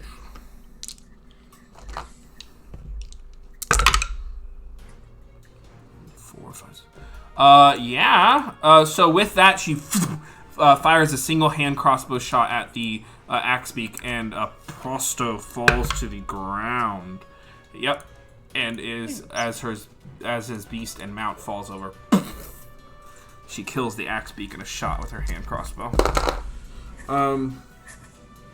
Steed's turn. Okay, so I'll rewrite that.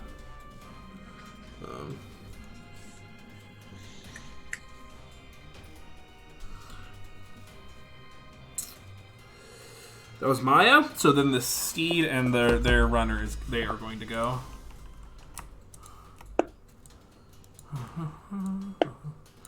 They are going to rush forward here and make an attack against you there, Kaiser. The axe beak is going to miss, and the orc. Oh, that's horribly cocked. 19 to hit you. Nope. Okay. With a swing of their great axe, they miss. And then my ready. Yep. Attack. Okay. That's 17. Yeah, that hits. Alright, that does Mamma Mia's Pizzeria. Oh shit. That's 14 total. Yep. So this is actually an Orog riding this. 14 to hit? No, 14 total. Oh, with my 17 to hit, yeah. Yeah, 17 actually misses. I do apologize. This is an Orog attacking you from this mount. So it, with its great axe, swings, parries your strike and comes around with another reckless strike and gets a natural 20 on you with its second attack. Okay. This is an Orog, not an orc. Much lower that time. 9 points of damage from slashing. Yeah, alright.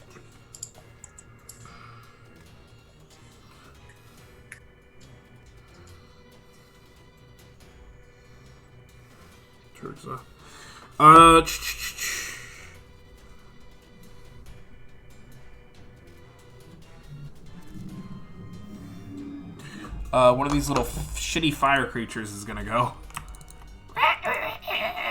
They're just kind of leaping about, setting fire on things. 5, 10, 15, 20, 25, 30. You see one of them dances back and forth and just kind of leaps on down. Tries to anyway. Fails. 5, 10, 15. And they are going to take 3 points of damage. So they fall with their dash action and land. I'll say there. They just kind of slide down the hill and are prone and are cackling all the while. Aubrey. Interesting. It had a long way to move. Aubrey is going to summon her turret. Okay. I don't know why I keep forgetting to make this damn pog, but here we are. I thought I actually made it. No, apparently not.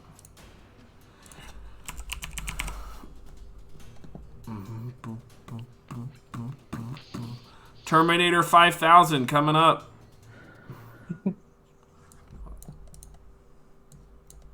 Alrighty. I will give you properties over it in 1 second. Okay. Could have sworn I made the token, but here we are. You can control it. Place it where you will. Put it there, and then with their bonus action, have it shoot at the little dude that just fell down the hill. Alrighty. Okay, that is You disadvantage because it's prone. okay. Make- Plus 5. Doing it live. Doing it live. Well, 6. I'm assuming misses because it is a natural 1. Yep. Flies over them. She will move back about 10 feet, and then that is her turn. Perfect. So yeah, with a you fire it on over there, and it does miss. Alyssa. Okay. I'm gonna move here. Mm-hmm. Oh, fuck. And I'm gonna Thorn Whip that. Yep.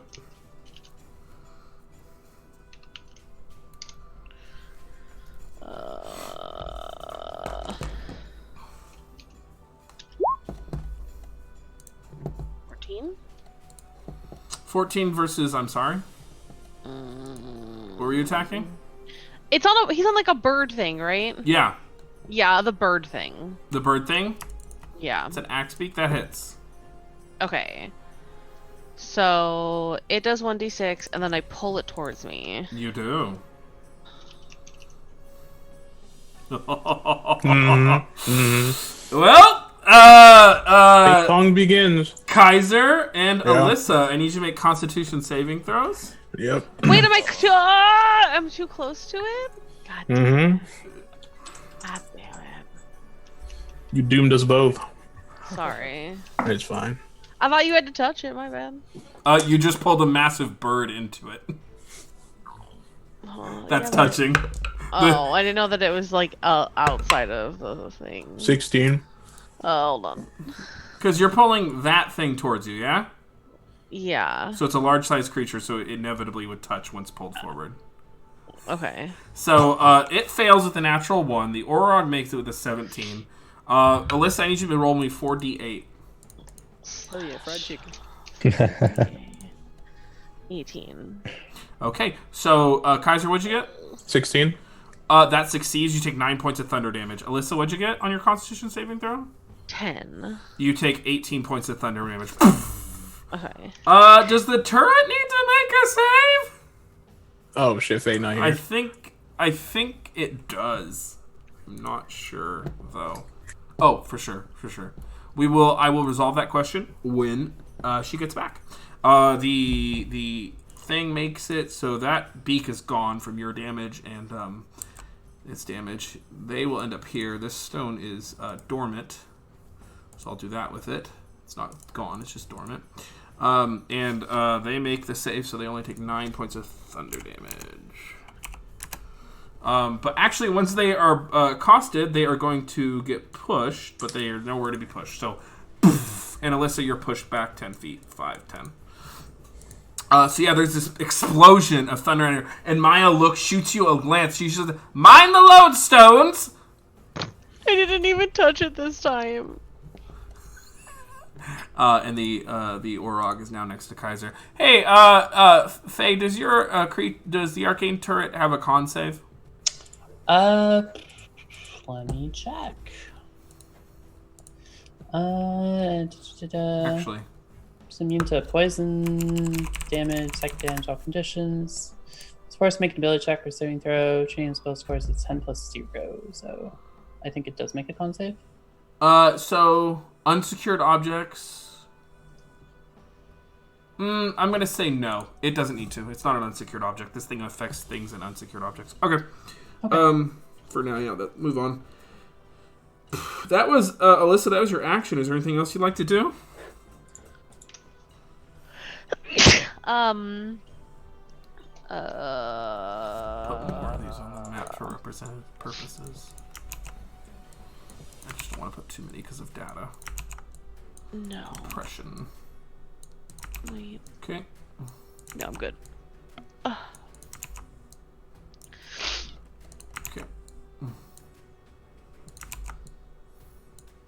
Alrighty. The next person up is, Lucius. So what I'll do is I will move up here. And then I believe that puts me within 30 feet of the fire giant. It does. Okay, and then I will. So I will, for my action, I will cast Bane. So I'll start playing, and those like infernal chains will start to come from me and tether out to the 3 creatures that are within range. So the fire elemental, the orc, and the giant. And then bonus action, I will mantle again while doing this, and you chant of Zolto, but your assault slow will cut you down quick like a sled through the soft snow. Cast the mantle as well, and we'll do that on Alyssa, Kaiser, and Maya. Okay. So So the Orog, the Elemental, and the Elemental fail. The Fire Giant makes it with a 20 total. Okay. All right. So Bane on the other 2 then, and then the Maya can move if she wants to with reaction. Same with Kaiser. Same with Alyssa, and they get their 5 points of temporary HP. Okay. Move if you so choose, folks. I can't. Yeah, you already used your reaction again, didn't you? Okay. But That your turn? that would be my turn. I guess I just look over to Maya after that, all that, and say, well, just like old times, I suppose. Just keep going. That's my turn. She smiles at you. She says, "It's getting there."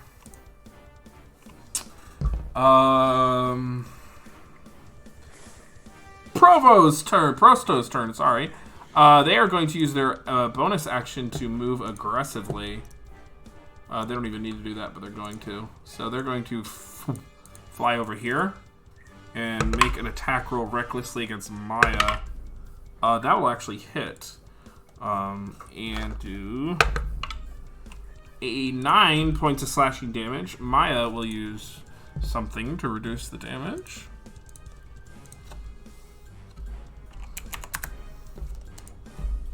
And that is Prosto's turn. It is Bright's turn. 5, oh gosh. 5, 10, 15, 20, 25, 30, and it too is just going to roll down the hill. Oh, that's a d12. Natural 1. 5, 10. So they land here, and they will take 2 points of damage. They land next to you, Alyssa and Aubrey. And you can just, they kind of fall and laugh. Zane! Alrighty. There is an Orog attacking Maya. Yep. Zane will cast a first level Chaos Bolt at it. Okay. Huh. That's crazy. That is crazy. Natural 1. Getting Wow. some flashbacks here. Having a good day man. there, Zane? Oh yeah. Zane will take a few steps back next to Aubrey, Okay. and that will be all. Kaiser, top of the round. Mamma mia. All right. I'll attack this Olag orc in front of me. I don't believe he reckless on his turn. Tizog, did I even go for Yeah. they? Oh wait, did this one reckless? Did They, I? both, did. they both did. Okay. Oh. So you would have advantage. Yeah, they nat 20'd you. They nat 20. Okay. Amazing, amazing. on. 1 and a Carry 2, on. folks. 1 and a 2 for the folks. Easy come, playing at easy home. go. Used all your luck in D&D. I Alright. guess so. All right. That's Kaiser. That's a 17 against the Olag in front of me. You miss. Pog. You have advantage. Yeah, I used it. Okay. That's crazy. Imagine having an high AC in 2019. Yeah, who would have high Mamma Mia? Okay, I'll use my I'll end my turn. Okay. Adding for representation. There'd be one here. There'd be one here. Making sure they're all where they need to be. Oh, if there's a lodestone there, I would move back because I've Yeah. learned the dangers. You can move your characters as I add more data to the screen. You go for that. So you shuffle back one. Oh my gosh. Yeah, there are a lot of these things. Maya's turn. Maya is going to disengage and take a 5, 10. Actually, she's going to move over here 5. She's going to disengage 5, 10, 15, 20, 25, 30. She's going to take a pop shot at Prosto. Oh. She's playing a dangerous game. That will hit with a 14 on the die. That's only 1d6 plus 4. 7 points of damage. So it, with her hand crossbow, takes a pot shot at Prosto. Maya, on initiative count 20, the fire giants are gonna go. You can see them both. The one in the back, Oxort, the more masculine fire giant, is just digging with a great sword. You've never seen such a force of strength as they sweep their great sword into the ground. Entire like human or horse-sized mounds of dirt and soil fly around as they continue to dig.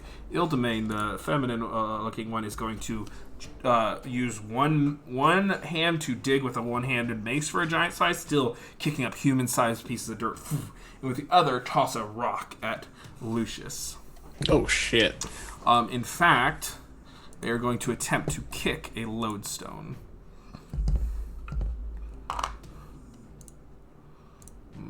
No, they're going to kick for now. They're just going to throw a rock for now at Lucius. Believe that will hit. 24 to hit. Yeah. You I was take gonna ask if this gives me cover, but that wouldn't even matter. Yep. You take 29 points of bludgeoning damage. Ah, okay. Yeah, I'm good. That's crazy. So it, the rock flies through. As it does, whack, pelts Lucius in the chest.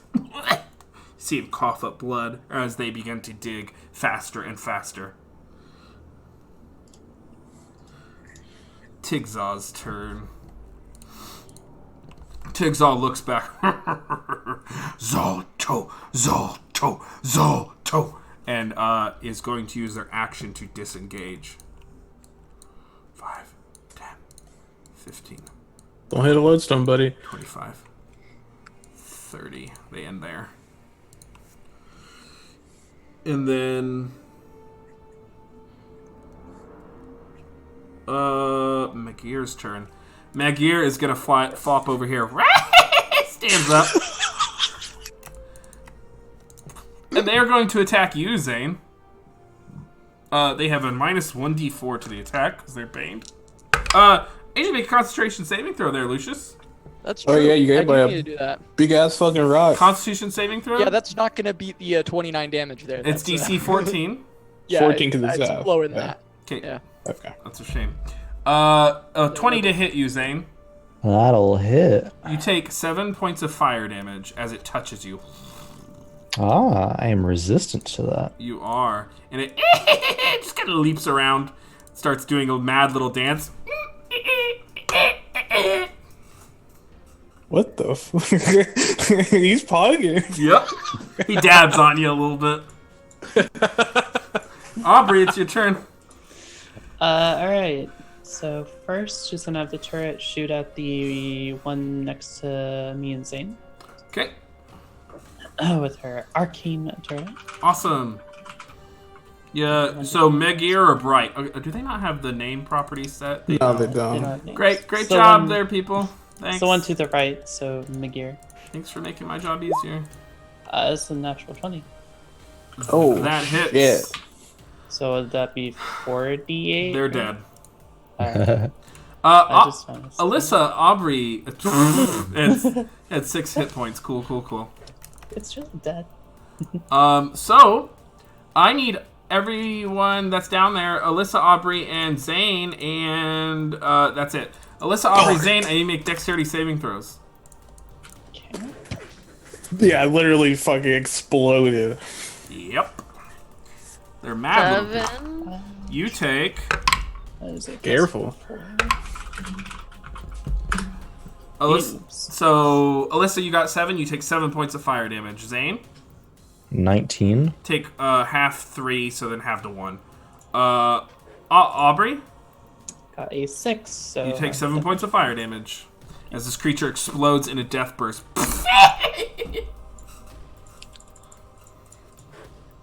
Alright. Aubrey will move here, which will probably get a attack of opportunity from the other one, right? Yep. That's fine. 10 to hit, misses. Yeah, that misses. You're just gonna do us like that? Yes. Oh, her? Yeah, I don't know. Yeah. Instead of shooting Mr. Explodey, she'll shoot the orc guy that's to the right. Oh, of that's Lucius. crazy. You have advantage. Yeah, he's a reckless one. 20 plus 26. Okay. That hits. Monkus. And 10 plus 6. 26. 12 piercing, 5 acid damage. Jesus. Mamma mia. Damn. All right then. That hurt. Sticks in past their breastplate and just plate armor and hurts them. Is that your turn? That is my turn, yeah. Lucius, you are coughing up blood after being pelted in the chest with a rock. So he's gonna turn and see there's another orc kind of threatening him, and What quickly. about my turn? I'm sorry, Alyssa. You're written sideways. Alyssa, go ahead. Okay. I'm actually gonna. Okay, I'm gonna Radiant Soul first, Okay, action. and then That's crazy. that's crazy. Let me put my little fucking wings on. Okay, nice. And then, as I ascend, I'm gonna unarmed strike kick this little fucking fire imp. So your action is to Radiant Soul, so the only thing you have left is a bonus action. Oh yeah, I can't fucking do that. Never mind. Yeah. So then I'm actually gonna healing word. That's a bonus action. Yep. Lucius for Yes, it is. 1d4 plus 3.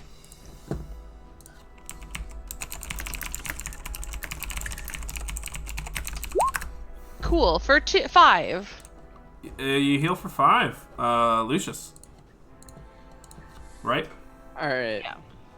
I heal for 5. Yeah. Sweet. So Alyssa, as you do fly straight up, Alyssa, 30 feet. Yeah. Yes. Well, what's on the ceiling? Is there still? Or there's no ceiling. There's a sky. I don't know why.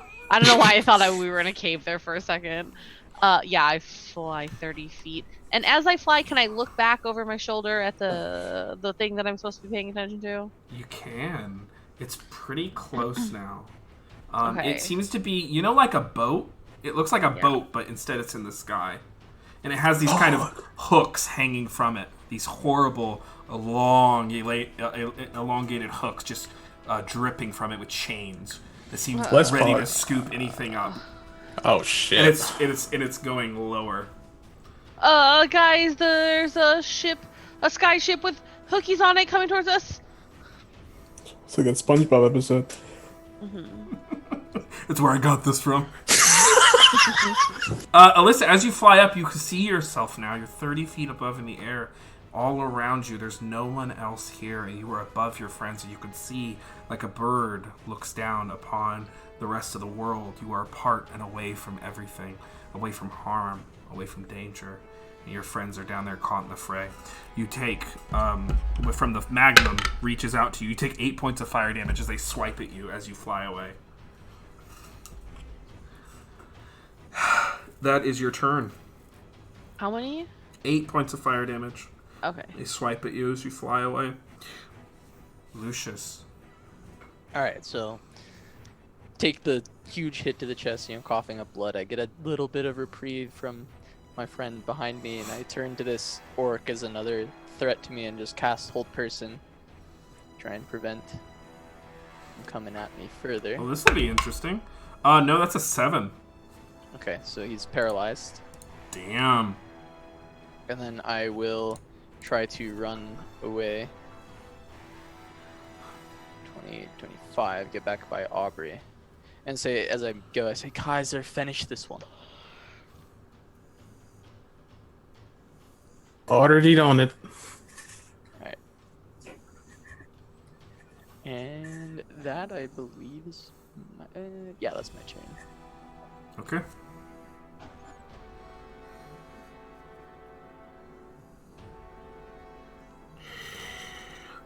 It's Prosto's turn. They will end their turn and make a wisdom saving throw.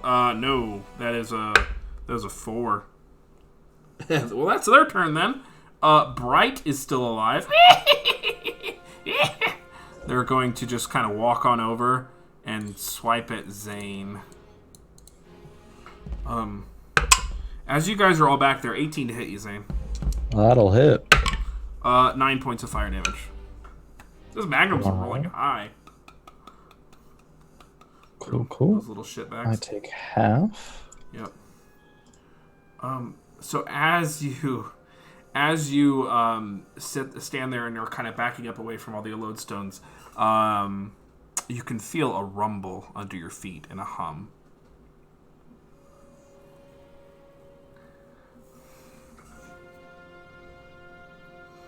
That was Bright's turn. Zane, it's your turn.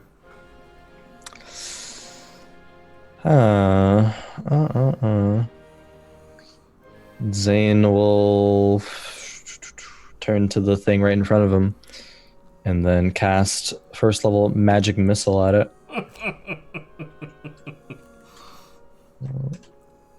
3d4 plus 3 for 9 points of damage. It dies. I need you and Aubrey to make dexterity saving throws. Sure. Oh, fuck. Natural 20 for me. 6. Aubrey, you'll take 12 reduced to half to 6, and then Zane, you'll take 12 reduced to half to 6 because of your resistances. Yeah. So you will take 6 points of fire damage in the end. Explodes. I rolled double 6s. All right, then. That's crazy. It is. Zane, that's your action. Is there anything else you'd like to do?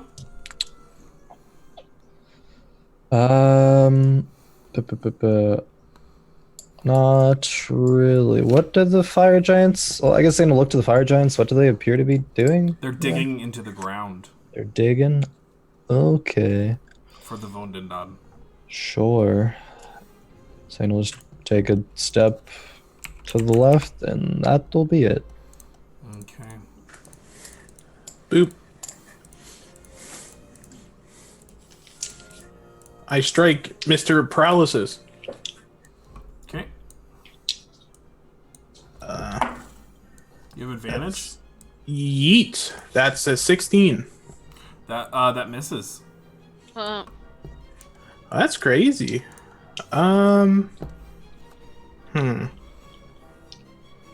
I'll use Action Surge to attack again. With advantage? Yep. That's way better. That's a 21. You hit, and because you're within 5 feet and they're paralyzed, it's a critical. That's crazy. So then I need 2 more d6s. Yep. Okay. That's oh my god. So that's just 20 flat fire damage. And then that's so it's was a 34 total damage? Yep. Hey Zeus. How much damage?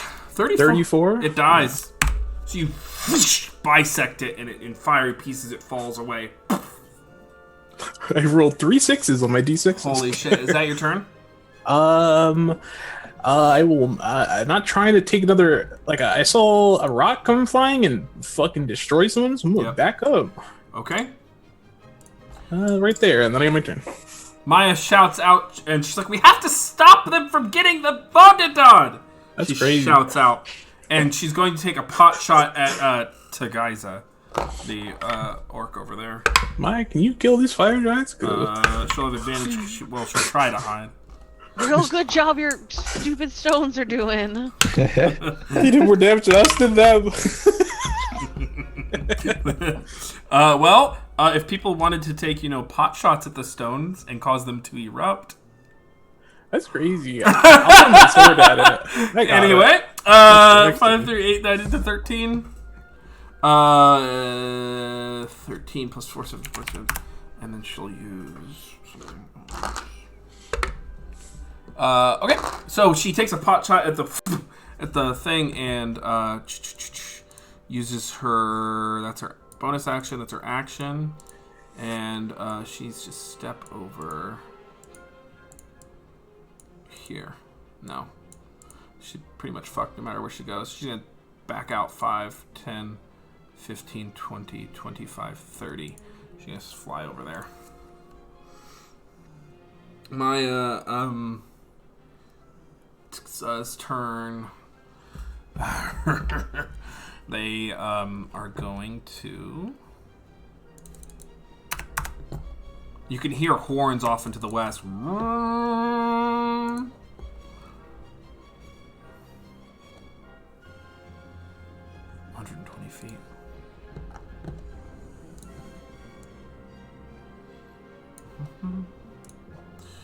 They are going to chuck a javelin at Alyssa. With disadvantage because you're at their top range. Okay. 20 to hit with disadvantage. Alyssa. I imagine that hits. Take 9 points of piercing damage. I can't hear you, by the way. Alright, I'm dead. You're unconscious? Well, I'm conscious, yeah. Alright, so you fall, and when you fall 30 feet, poof, you take a death saving throw.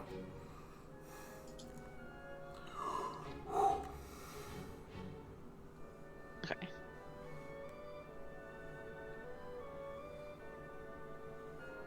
Aubrey.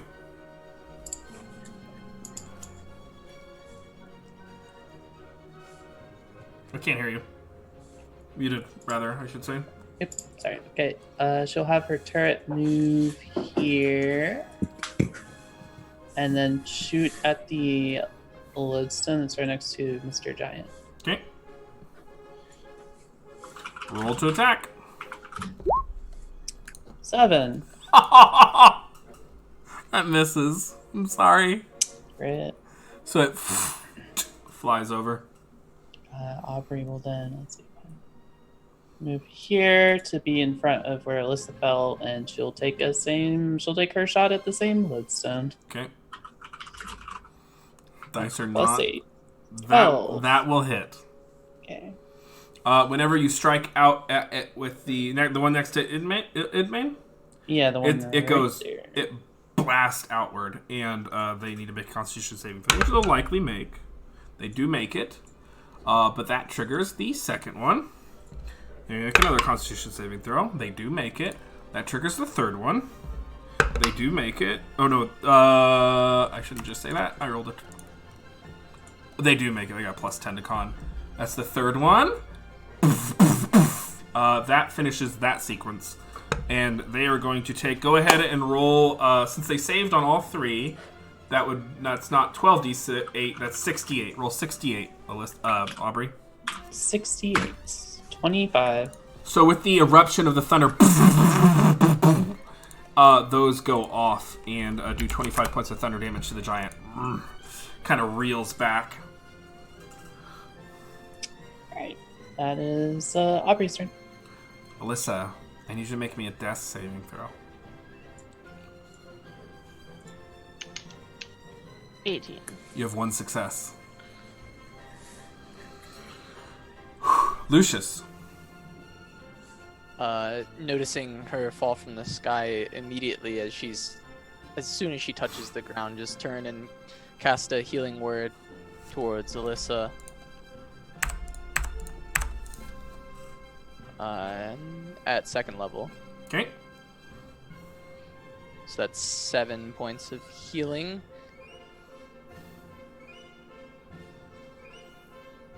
And then, Oh. Okay, that's fine. Okay. I can't do that, so... My action, I will attempt to fire a short bow at this lodestone. Because the Okay. other two... Okay, yeah. Yeah.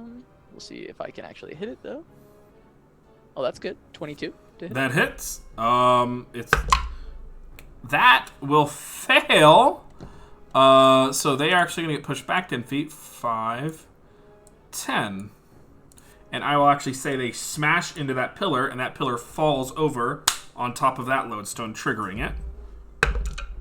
They fail again, even with a +10 to con saves. And then they will be pushed 10 feet and run into that one. Oh, pinball. I rolled a 4, a 4, and a 5 with a +10 con save. The DC is 16. That's crazy. And then they will get pushed, I will say, since they're designed to be sequence 5, 10 into this one. Okay, 29.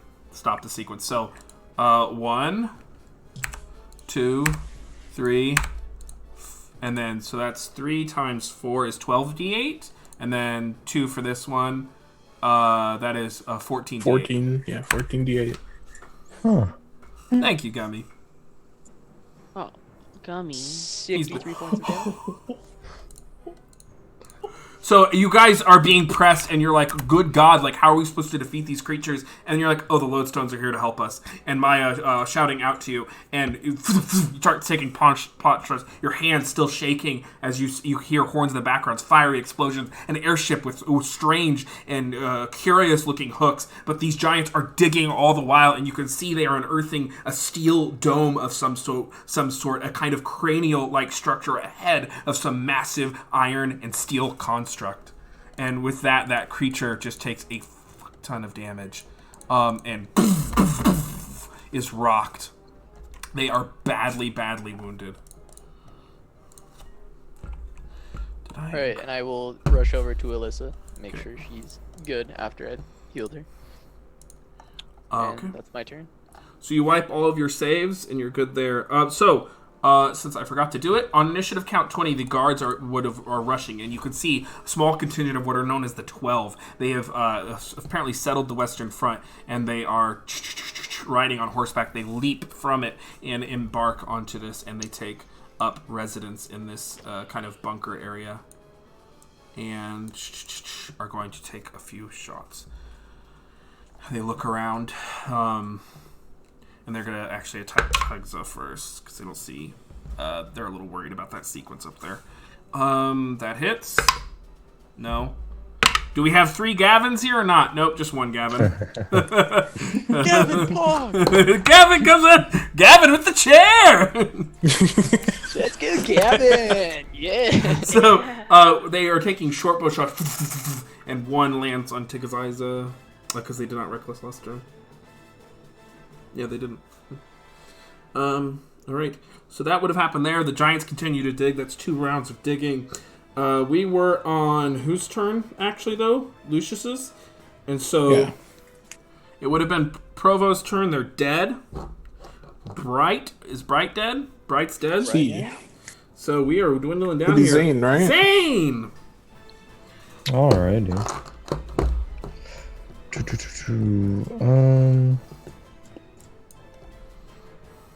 I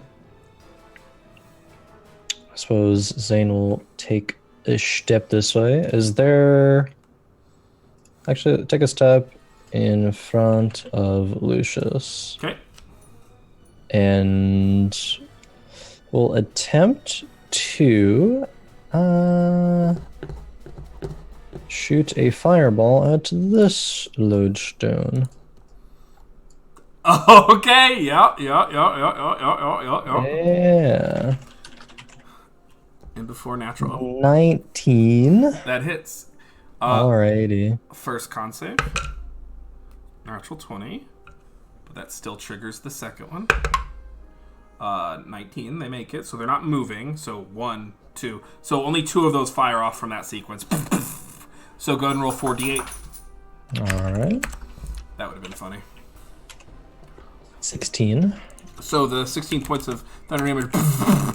You can see even as these lodestones are exploding, they are unfortunately in some small way helping uncover the cranial structure, but they're still damaging the fire giant at the same time. So kind of a cost reward kind of thing. Alright. Sure.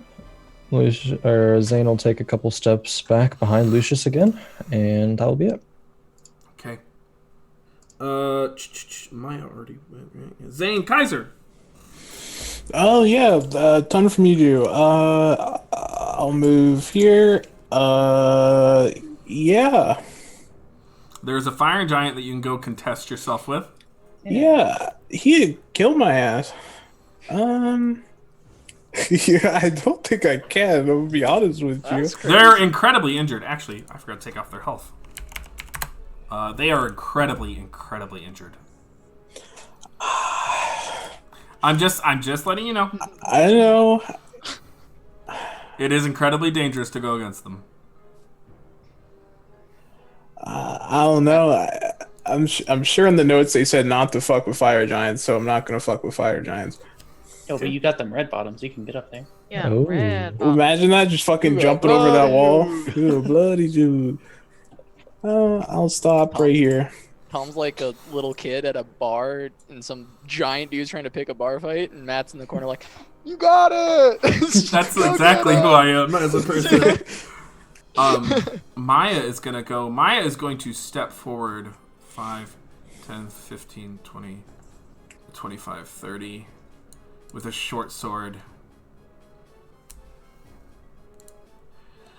No, they're going to 5, 10, 15, 20, 25, 30, and then bonus action 5, 10, 15. You see them step here, kind of on top of the cranial steel structure, and with an action, they cast a spell on themselves. And they shout out, Lucius! Lucius, come here, darling! It's almost time. And with that, she goes not invisible, but you can see there's more than one of her now, shimmering in the area. Yep. Tigzah's turn. Tigzah is baned. Tigzah is going to chuck a javelin. He's not banned anymore. Oh, that's I right. got That's right. Good man. Tigzah, rocked as you would. Yep, as you would. Tigzah is going to chuck a javelin at the fucking arcane turret, because fuck that thing. They miss, because why not? And they're going to step over here. Dead. Aubrey, it's your turn.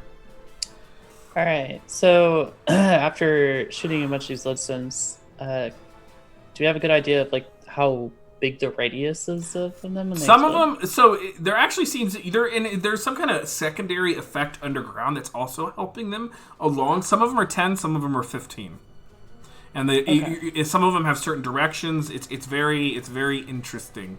It's a puzzle to be sure. All right. Then with her arcane turret, she will shoot that one there to the left of the top fire giant. Okay. So that is a 1d20 plus 5. That is a 15. That hits. They need to make a Constitution saving throw. Natural 1. So they only make a secondary Constitution saving throw. That will make it. So go ahead and roll 68. 16. 21. 21. All right. And then with her action, she will shoot the very large fire giant who is below. So it's 1d20 plus 8. That's a 19. How do you want to do this? Oh. Huh. Yeah. There's not any lodestones around to knock it into. Well, maybe like hit it, like she shoots it a bolt into like its throat, and then it kind of staggers back and then falls into a lodestone.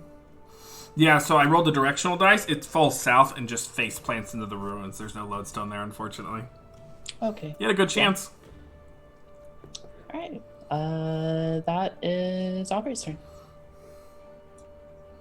Alyssa, you're prone. You were just not rendered unconscious.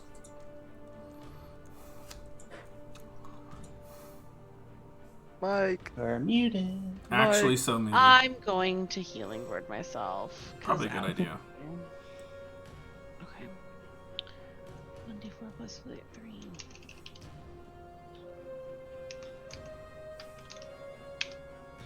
4, 6. Okay. Do I still have wings or no? It doesn't like say. You would still have your wings. They last Okay, a minute. If they're not concentration, they're not concentration. So there it is. Yeah. Okay. Cool. So then I'm gonna fly back in the air. So you go 15 feet up away from your friends. Yeah. You hear a voice. You're making the right choice. What do you mean? You're away from them now. And survive. Well, what's gonna happen? A finale. Well, with your action, is there anything you'd like to do? I'm going to... No, I'm not going to do anything. I'm too disturbed about what I just heard.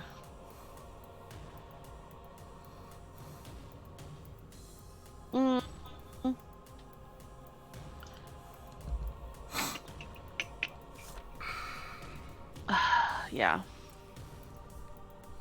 All right. Lucius, at the start of your turn, Maya is calling out to you. You can see there are 3 of her in this shifting tiefling form. She calls out to you again. She says, "Come here!" Alyssa is just flown up into the air. Yep.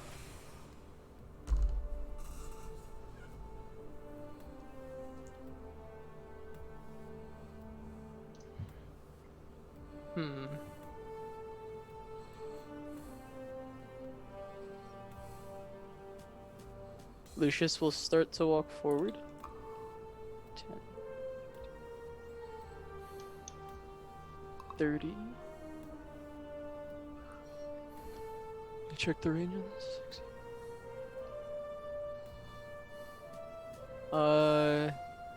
Are these I guess he's not close to any or is he in range of any of these lodestones? The one in if that one to the back, he might be. Okay. All right.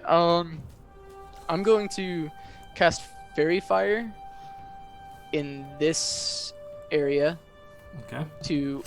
Because it hits objects as well and makes the object, you have advantage on the objects. Cool. I'm gonna light up the objects and him. What's the cube size? I believe it is a 20-foot cube. I thought it was a 20-foot radius, so I may only be able to get. Can I get? Yeah, I think I should still be able to get both. Here's your color. Your color's brown. 20-foot cube. It's kind of my orange glow. Orange is the color of your magic? Yeah. Okay, well, I'm red colorblind, so I hope this is close. Oh, you don't have to make it orange, but... Hey, I'm a nerd. Alright. Oh, it's a 20-foot cube, so that's 10. It's not... Yeah, 20-foot cube, 10-foot radius, 20-foot cube. There you go. And so the one that is close enough to... Yeah, like that. And Okay. light those up. He has to make a dex save to not get lit up as well. 12. 14. Okay, so he's also lit up, so there's advantage on him and advantage on the lodestones. Okay. As far as I can move, and that's my action. And I'll yell out, "Maya, get back! Light him up, Aubrey!" And go from there. Okay. That's my turn. Zane. Then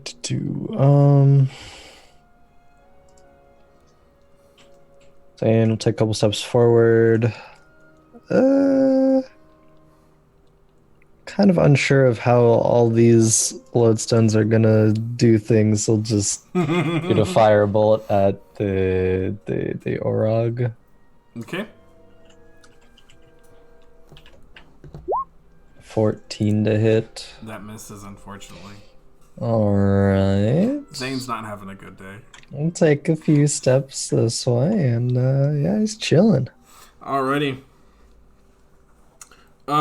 So Zane, Kaiser, 25. Mamma mia. All right. Seeing that one fire giant die, maybe I get some confidence. 5, 10, You got 15, this. 20, 25, 30. And I'll kind of glance at the Orog there and kind of smirk at him. What should I do? In case I get I'm not trying to get fucking Dwayne the Rock Johnson, so maybe I dodge.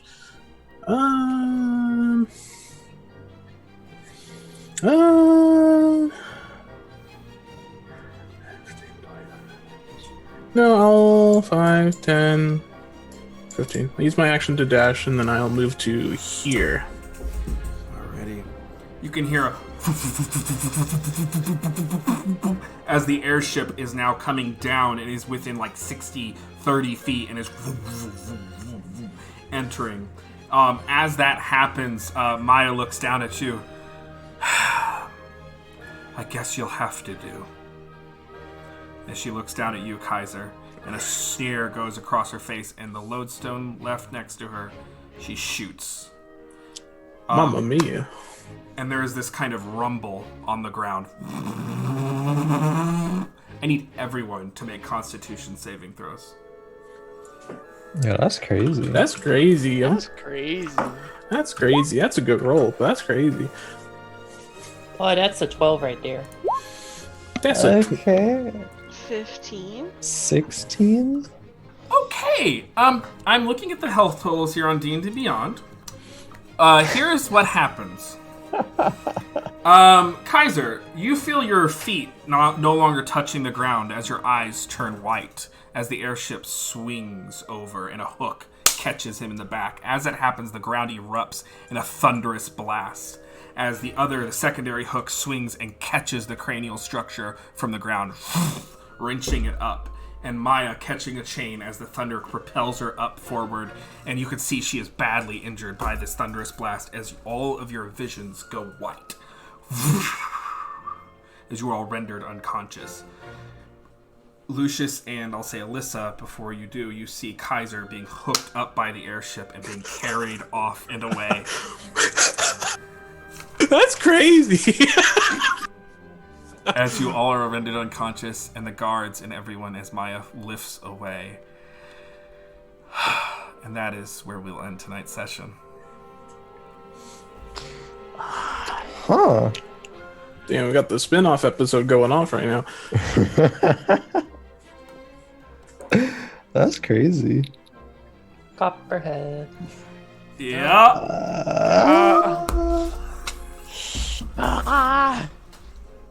Wowee.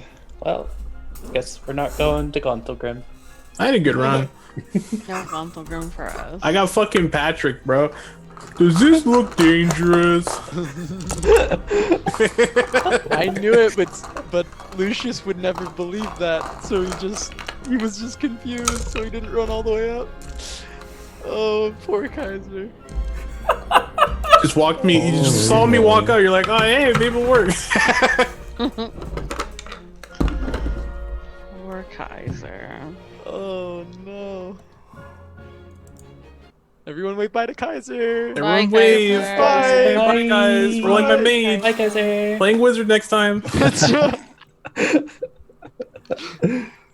Oh my god, that was brilliant.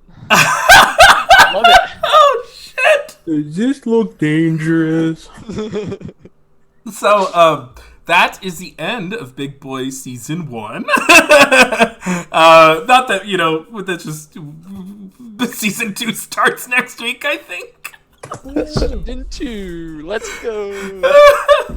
Season 2, the search to find Geyser and more money. That's exactly. We will see who has lived, who has died, and who tells your story as we pick back up in the city of Triboar and somewhere else entirely.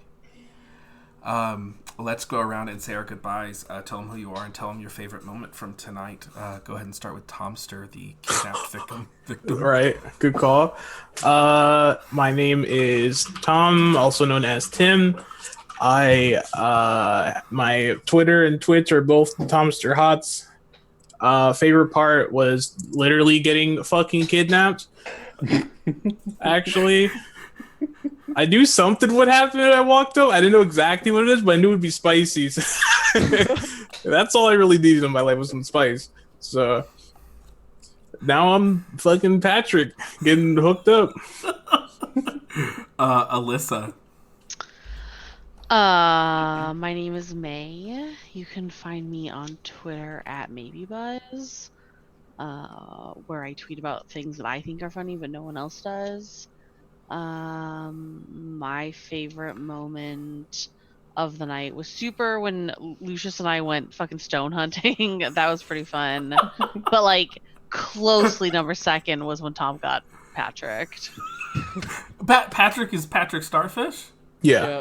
Oh, did I actually follow the plot of a SpongeBob episode? Yeah, there's a plot where like since they're underwater, there's a bunch of like fish hooks that come down, and they just don't know what they are, so they like just fucking like like have a fucking amusement park with them. Dangerous. Yeah, and he puts a bunch of fucking fish hooks in his mouth. Is this dangerous? And he gets fucking pulled up to the surface. Amazing. Casanova. Hello, I am Casanova. You can find me on Twitch and Twitter at Casanova Hots. I stream TFT mostly right now, and then D&D on Friday nights on Dice Priori. Check it out. My favorite moment. Well, okay, there's a lot of great moments in this episode, and a lot of people have already said some of my favorites. So I just love harassing Matt with the red bottoms. God damn. That's great. But yeah, I guess the plot twist of Maya being, at this point, probably Copperhead is. Yeah, she's Copperhead, folks. Definitely, definitely. Love it. Love it. Crowan.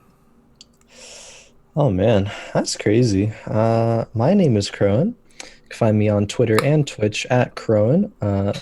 As I said earlier, I stream a lot of TFT nowadays, Classic WoW in a few months, but mostly just TFT. Yeah, it was a crazy season 1 of Big Boy Season. Goodbye, Kaiser. Bye. Bye. That's that. I don't know. It's a favorite part. Woo-wee. I can't think of just one specific thing that nobody has said yet, but maybe I'm curious to see what happens to Kaiser now. Very, very curious. Faye. Hi, I'm Faye. My Twitch is Faye15. My Twitter is @FayeHots. I stream mostly TFT as well. It's a very fun, addicting game currently. Favorite moments tonight? I mean, shooting lodestones is pretty fun because they just explode all over the place. Shooting But- what? May chill. And, Yikes. You're 12. You're actually 12. I'm right there with you, and, man. Hot Aubrey got lodestone. to make a landmine that worked really well, so that was cool. That was really cool. That shrapnel blast changed that whole first fight. I was like, oh, what are you gonna do? Just fucking wiped a whole squad of magnums. And you No know, it's death really rows. unfortunate we were all unconscious because as Kaiser was getting lifted up in the air, we would have seen his awesome red bottoms. Yeah, you would have saw the bottom of my shoes. Yo. That's crazy. Alrighty, well, I am Matthew Foreman. I am at Matthew W. Foreman on Twitter. I had a great time tonight. My favorite moment, I really liked the ping pong that happened. That made me really happy. And I also really enjoyed how the classical music was playing at the right moments there during that boss fight. Once I switched to the boss track, I love music. So, we are going to go ahead and raid Legendary Action Official. They put on a really nice show on Friday nights. They have about another hour or so left of their show. Sometimes we raid them and they're on break. Go ahead, show those boys some love. They've been good supporters of our channels for a really long time. Thank you. We will be back here next Friday for the beginning of Season 2 with the kidnapping of Kaiser somewhere else. And shit is about to get even freaking weirder. So here we go.